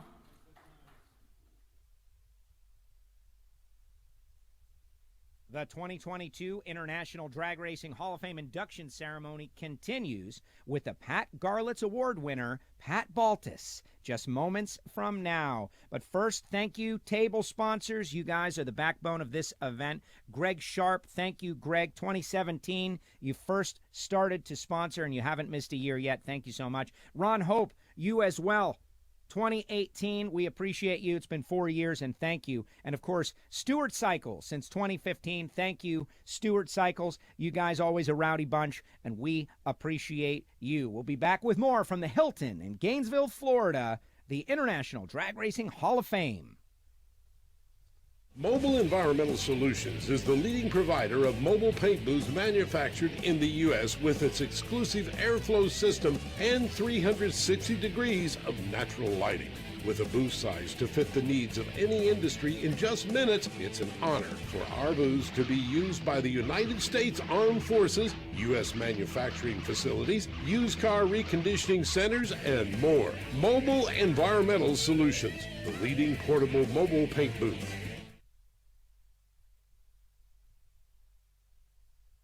We're back out here in the crowd, and look who I found. Just off the plane, straight here. How'd it go? John Force, the GOAT. What's up, John? Truck driver, that's how I'm dressed. I can tell you just got your life vest here. I'm here with all my heroes that I love, and it's pretty awesome. Got a young kid here going to replace me any minute, and any minute he's going to replace me. I could fall over dead at my age. I'm older than everybody in the room, but except for Garlits and a whole bunch of them that are still kicking. Garlits and Shirley, they got the magic. You know, I look over here at Scotty Cannon. You know, 100 years ago, he stood there and told me, I'm going to kick your ass. And because he was pissed off at me, I said, what's wrong with you? And he said, I'm going to kick your ass. And I said, yeah, you might kick my ass now because you're a Hulk. He looks like that Hagen kid, right? And then he said, and you know what I told him? First round, I'm going to kick your ass. First round, he kicked my ass. But you know what? I'm here with people that I love. And Shirley Muldowney, I love her. She's mad at me. I did some crazy shit, but I don't do shit. My team runs my deal. So I love you, Shirley. And Garlits, you got to love Garlits. He's a badass. He's 100 years old, and I'm 100 years old too. But damn, he looks better than me. He does. That pisses me off. And then you look at, I tried to hire Dick LaHaye, and Coyle come to me, why'd you try to hire Dick LaHaye? I said, well, first of all, he turned me down. And he goes, well, I'm your lead guy. I said, yeah, but I really wanted Kim because she does the clutch. And she was badass. Because she learned from her daddy, Dick LaHaye. So there's so many people here, and I love them. And I look like a truck driver, but I am a truck driver. I've been up there in Canada moving toward D.C., you know, but I'm back here now, and basically, Bobby Bennett, you don't write this shit. I talk the real shit here. Hey, just so you know, we're streaming this out there on the World Wide Web. Hey, I'm in the middle of Ukraine, and it's got my head all screwed up. Me too. For the people, the pain. But in the middle of this, Wally Parks created it. Steve Gibbs found me at Pomona back in the 70s, crawling over to the fence trying to get in free. I love you, Steve Gibbs, for not busting my butt. But this is my family in this room. And I showed up here looking like a truck driver because you know the real, I am a truck driver. And that's where I came from. And I want to be here with these people and all the stars and can I shut up now? Yes. John Force, and this guy is Austin Brock. Austin, you want to add anything to that? I don't know if I can top that. I don't think so. But it's great being here. Tim Richards, he was one of my dad's mentors, someone he looked up to, and it's great to be here for his induction. But it's really cool just to be around all these great people, you know, a whole bunch of racers that you see every weekend or legends of the sport, and you get to be around them and just, you know, cut bread. So happy to be here, and it's been a great night. See, the kid didn't say the S word at all. Wait. Is this kid just a shits? He is replacing me, and he said, when do you think I'll take over? I said, well, about 10 minutes. My heart's going to quit. But this Proc kid, his mom brings me oranges. Jimmy Proc, I'm on the plane with Robert Height today, and Robert Height says, John Forrest. I said, what? He goes, are you going to get in the game? And I said, you took me out the last 2 races, you little dick. Okay, but, okay, I'm swearing I shouldn't do that. Okay. That's okay. I love your show. Thank you very much. All right. Not that you ever have me on it. No, well. But, wait a minute. I got to tell you this. This is going sideways. I love this room. I love the room of people that talk about people they love. We're looking at cars up there, and Proc goes, wow, that's really an old car. I said, I lived that era, and I love this sport. I love Wally Parks. I love what NHRA is doing. We're trying to grow it, and we will survive. The electric motor will not take over. Amen. Amen. John Force, final thought. But I want to say this. Proc is my future. Robert Height, my daughter Brittany. I'm an old piece of shit, don't care. But I love this room because where you all come from, no matter how old you are, I'm older than all of you assholes. Okay? And I love it. Thank you for letting me be here. Don Garlits, you are my hero. Perdome, McEwen, Raymond Beadle, Jungle Jim, but Shirley, we should have dated when I was younger. Okay? Because She's nodding yes. She's mad at me, but I don't control everything. But I love you, Shirley. There it is. Final thought. Thank you. John Force, everybody. John Force. John, we're going to do Garlits versus Muldowney a little bit later. We've just got a couple more to go, folks. It is time to hear from Big Daddy as we come down the home stretch. The Pat Garlits Award. What can I say about this little lady? It would fill volumes. She was one of the sweetest wives. She passed in 2014. We were married 61 years. Even though she did drive this Superstock to a lot of wins, and she loved it, but after a while she said, Big Daddy, one racer in the family is enough. So every year we give out an award to some lady that we think has made an outstanding contribution to drag race. We call it the Pat Garlits Award. And this year it goes to Pat Baldus.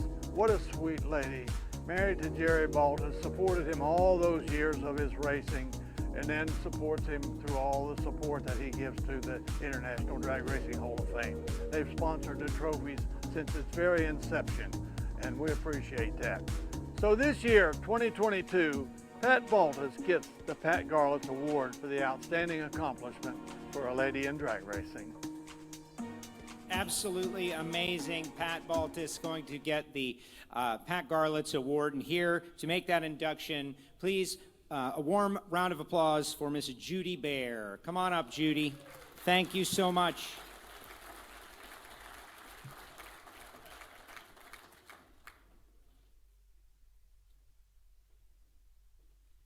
Wow, John, that was a tough act to follow, if I may say so. But this evening I've been asked to present Pat Baldus, who is receiving the Pat Garlits Award. Her interest in drag racing began as a young teenager. Her history throughout the years is written in the program, and I hope you had an opportunity to read it. Pat has always made each and every one she meets feel welcome and make certain that they have what they need for the task at hand. She and her husband, Jerry, have owned their own business, built their house, and have attended many, many racing events together, and she's always been Jerry's right-hand person. I met Pat back in 2012 when she was assisting our dear friend Eileen Daniels, who, as most of you may know by now, is with her husband Bob, watching over each and every one of us at the NHRA events, being certain we are safe and having a good time. At this time, I would like to say congratulations to Pat from the staff of the current Hot Rod Junction, who she and Jerry have assisted and known for a long time. Also, congratulations from all of the S&S Racing family, whom they are a part of. Last but not least, congratulations from the Fun Bunch. And now I would like to present to you Mrs. Pat Baldus.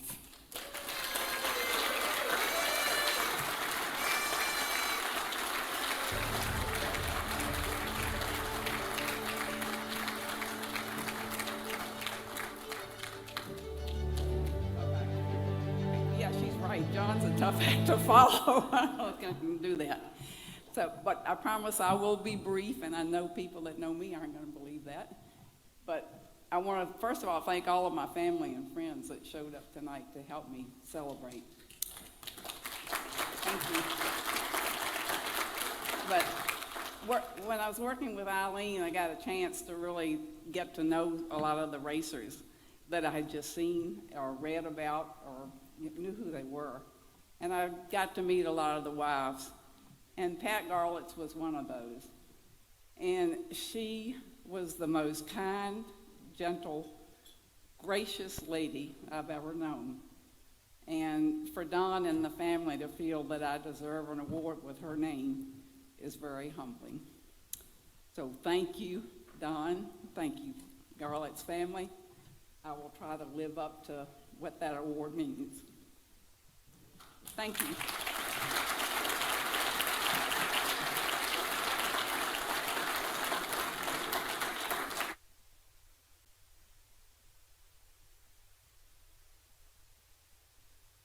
Coming up, Founders Award winner, Don Smith. And thank you to our table sponsors like Masters Entertainment Group, who is making our live stream possible. The first ever live stream of the International Drag Racing Hall of Fame. And remember, folks, if you're out there on the World Wide Web, you're watching both in real time and in the future, you can reach out to the Don Garlits Museum of Drag Racing and support the International Drag Racing Hall of Fame. Thank you, Masters Entertainment Group, for making it possible. And Breezio, for the second year, they have provided masks for anyone who chooses here at the Hall of Fame. Thank you so much. We'll be back with more after this. Since 1989, Rod End Supply has provided superior products, keeping you in front of your field and performing at maximum potential. At Rod End Supply, we have the unique opportunity to be involved with auto racing, performance industries, and farm equipment. So whether it's a go-kart, micro, mini sprint, midget, modified late model sprint, or a tractor, Rod End Supply has the assortment of rod ends, radius rods, and specialty products for you. Rod End Supply. We don't just sell them, we race them. Topless cheap fun in less than 2 minutes with Top Lift Pros. No other hardtop removal tool on the market is as reliable, simple, or safe to use to remove your Jeep or Bronco 6th Gen hardtop as Top Lift Pros. Single operator, no hassle, and no loss of floor space in your carport or garage. Live outside the box with Top Lift Pros, the ultimate hardtop removal and storage solution. All right, we've got first. Hey, Force, Big Daddy has a response. Garlits? You know, John Force said something that really struck a nerve. It says, the electric motor will not take over. And that is so true. And I bet there's not too many people in this room know why. Because so much publicity has been given to the electric car and what all it's going to do. But does anybody that in this room that knows why the electric car cannot take over, raise your hand. Okay, here it is. If everybody has an electric car, we do not have the power grid to support it, and it will take 50 or 60 years to build that grid. Number two, they're not building any more power stations. For everybody to have an electric car, we'd have to have hundreds of more generating stations by oil, coal, and gas. And the greenies don't want that. So combustion engine is here to stay. I'm just having a fun deal because it's a deal that I can play with. I can do anything I want to with it. There are no rules, and I always like no rules, you know that, ask NHRA. And so it's kind of a different deal for me. It's something I can play with and keep me from getting old. That's what it's all about. And there's a few people that like it. And something else you people don't know is my father was an electrical engineer at Westinghouse. He was actually sent to night school for electrical engineering by George Westinghouse himself, because he was just a kid floor sweep and took to electricity. And he used to wet his finger and stick it in a light socket to see if it was the bulb or the circuit. And he had me do that one time, and I'll tell you what, I couldn't stand that. But anyway, there's just a little bit of electricity in my blood, and something I wanted to play with, and I'm having a hell of a good time with it, trust me. But the internal combustion engine is here to stay.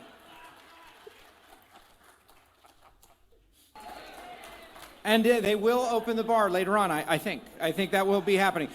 All right, let's hear from Big Daddy as we announce the Founders Award for the International.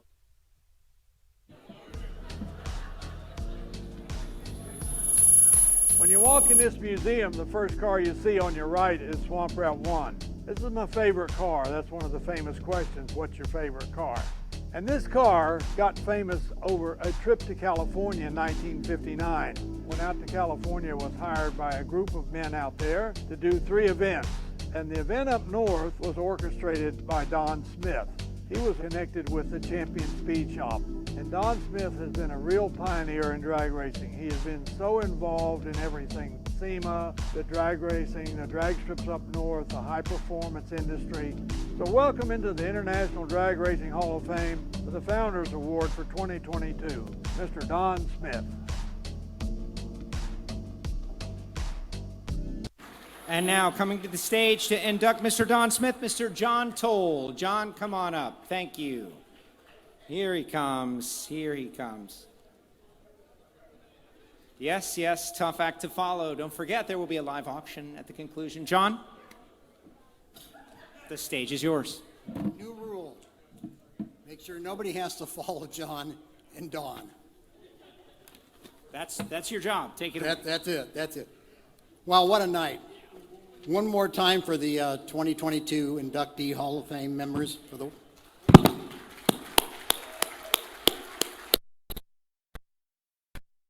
be with you tonight here to introduce the founder winner, Don Smith.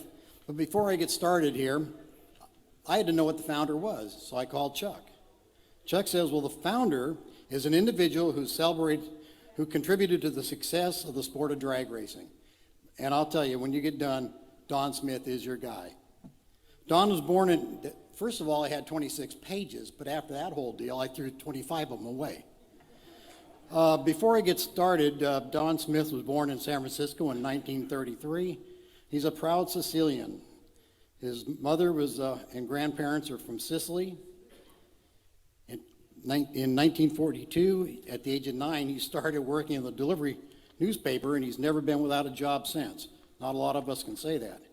He played semi-pro baseball for years and was offered a contract with the Brooklyn Dodgers to start as a rookie. Not bad.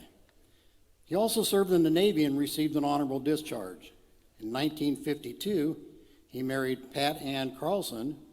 He has 3 granddaughters, 5 grandchildren, and 6 great-grandchildren. From 1958 to 63, Don was a partner in the Champion Speed Shop, and Don was also a partner in Half Moon Bay from 1958 to 68. In 1959, Don was one of the first to go 200 miles or 180 miles an hour in the Champion Speed Shop fuel dragster. In 1962, Don was one of the 3 Chevrolet-sponsored 409 Superstock cars. The other 2 were Hayden Prophet in the Midwest and Don Nicholson in the East. That's not a bad group to draw to. In 1963, he became the owner of Champion Speed Shop until 1970. And in 1969 to 2003, Don was the owner of High Performance Distributors in Northern California. Don opened DCS Consulting and Exporting in 2004, and he still owns and works there every day.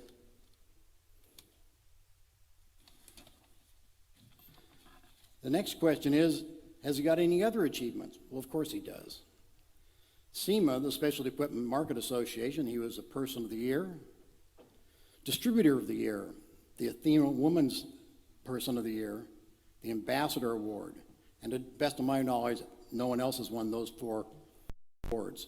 Don's also been a member for 14 years of the Board of Directors for SEMA, and he's a SEMA Hall of Fame member. In addition, the Performance Warehouse Association, known as PWA, Don was a founder of that association for warehouse distributors. He's the director emeritus. He's been a Pioneer Award winner for that association, honorary award winner, and chairman of the board for 2 years. He stays pretty busy. NHRA, he received the Outstanding Contribution to the Sport of Drag Racing, and in Michigan, he received the Automotive Hall of Fame Performance Division Award. I'm sure you'll all agree that Don is dedicated to the automotive aftermarket, to his country, and to those around him. I've been fortunate to know Don for over 50 years. I'm sure you'll agree with me that Don is dedicated to doing all the right things to make this industry what it is today. Don is a legend, to say the least. So now it is my sincere honor to introduce the 2022 IHRA Founders Award recipient. Please welcome your friend and mine, Don Smith.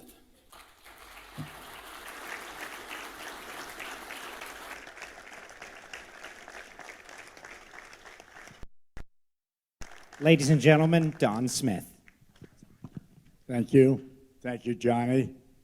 And thank you, friends that have driven all these miles to attend the event here on my table. It's been a long haul. I think back to 1959 with Don Garlits, and I don't think there's anybody in the room that has known Don as long as I have, and promoted several events. I also want to thank the many friends that I've made over the years that are here. Joe Schubeck, his wife Gigi, head of the Peterson Museum, Joey Amato, and talking about John Force, I've nominated John Force 7 years in a row for the Seymour Hall of Fame. And I keep getting back my nomination form saying he's too young. So I'll once again nominate Force this year. But it's been a great ride. I've had some excellent people. John and the Parks family, they're right at the top of the list for helping me and my success along the way. And for all of you people, just remember, drag racing is a bitchin' industry. Thank you. Our Founders Award winner, Mr. Don Smith. Ladies and gentlemen, that brings this event to a close. Thank you so much, everyone in attendance. But before you go, we're going to sign off on the web, and then it's time for Garlits versus Muldowney one more time. If you're out there on the World Wide Web, thank you so much. If you're anywhere near Gainesville, come on out to the Amarillo Motor Oil NHRA Gator Nationals, or certainly watch on Fox or NHRA.tv. Thank you so much. Congratulations to our inductees, and we'll see you in 2023. Thank you, everyone.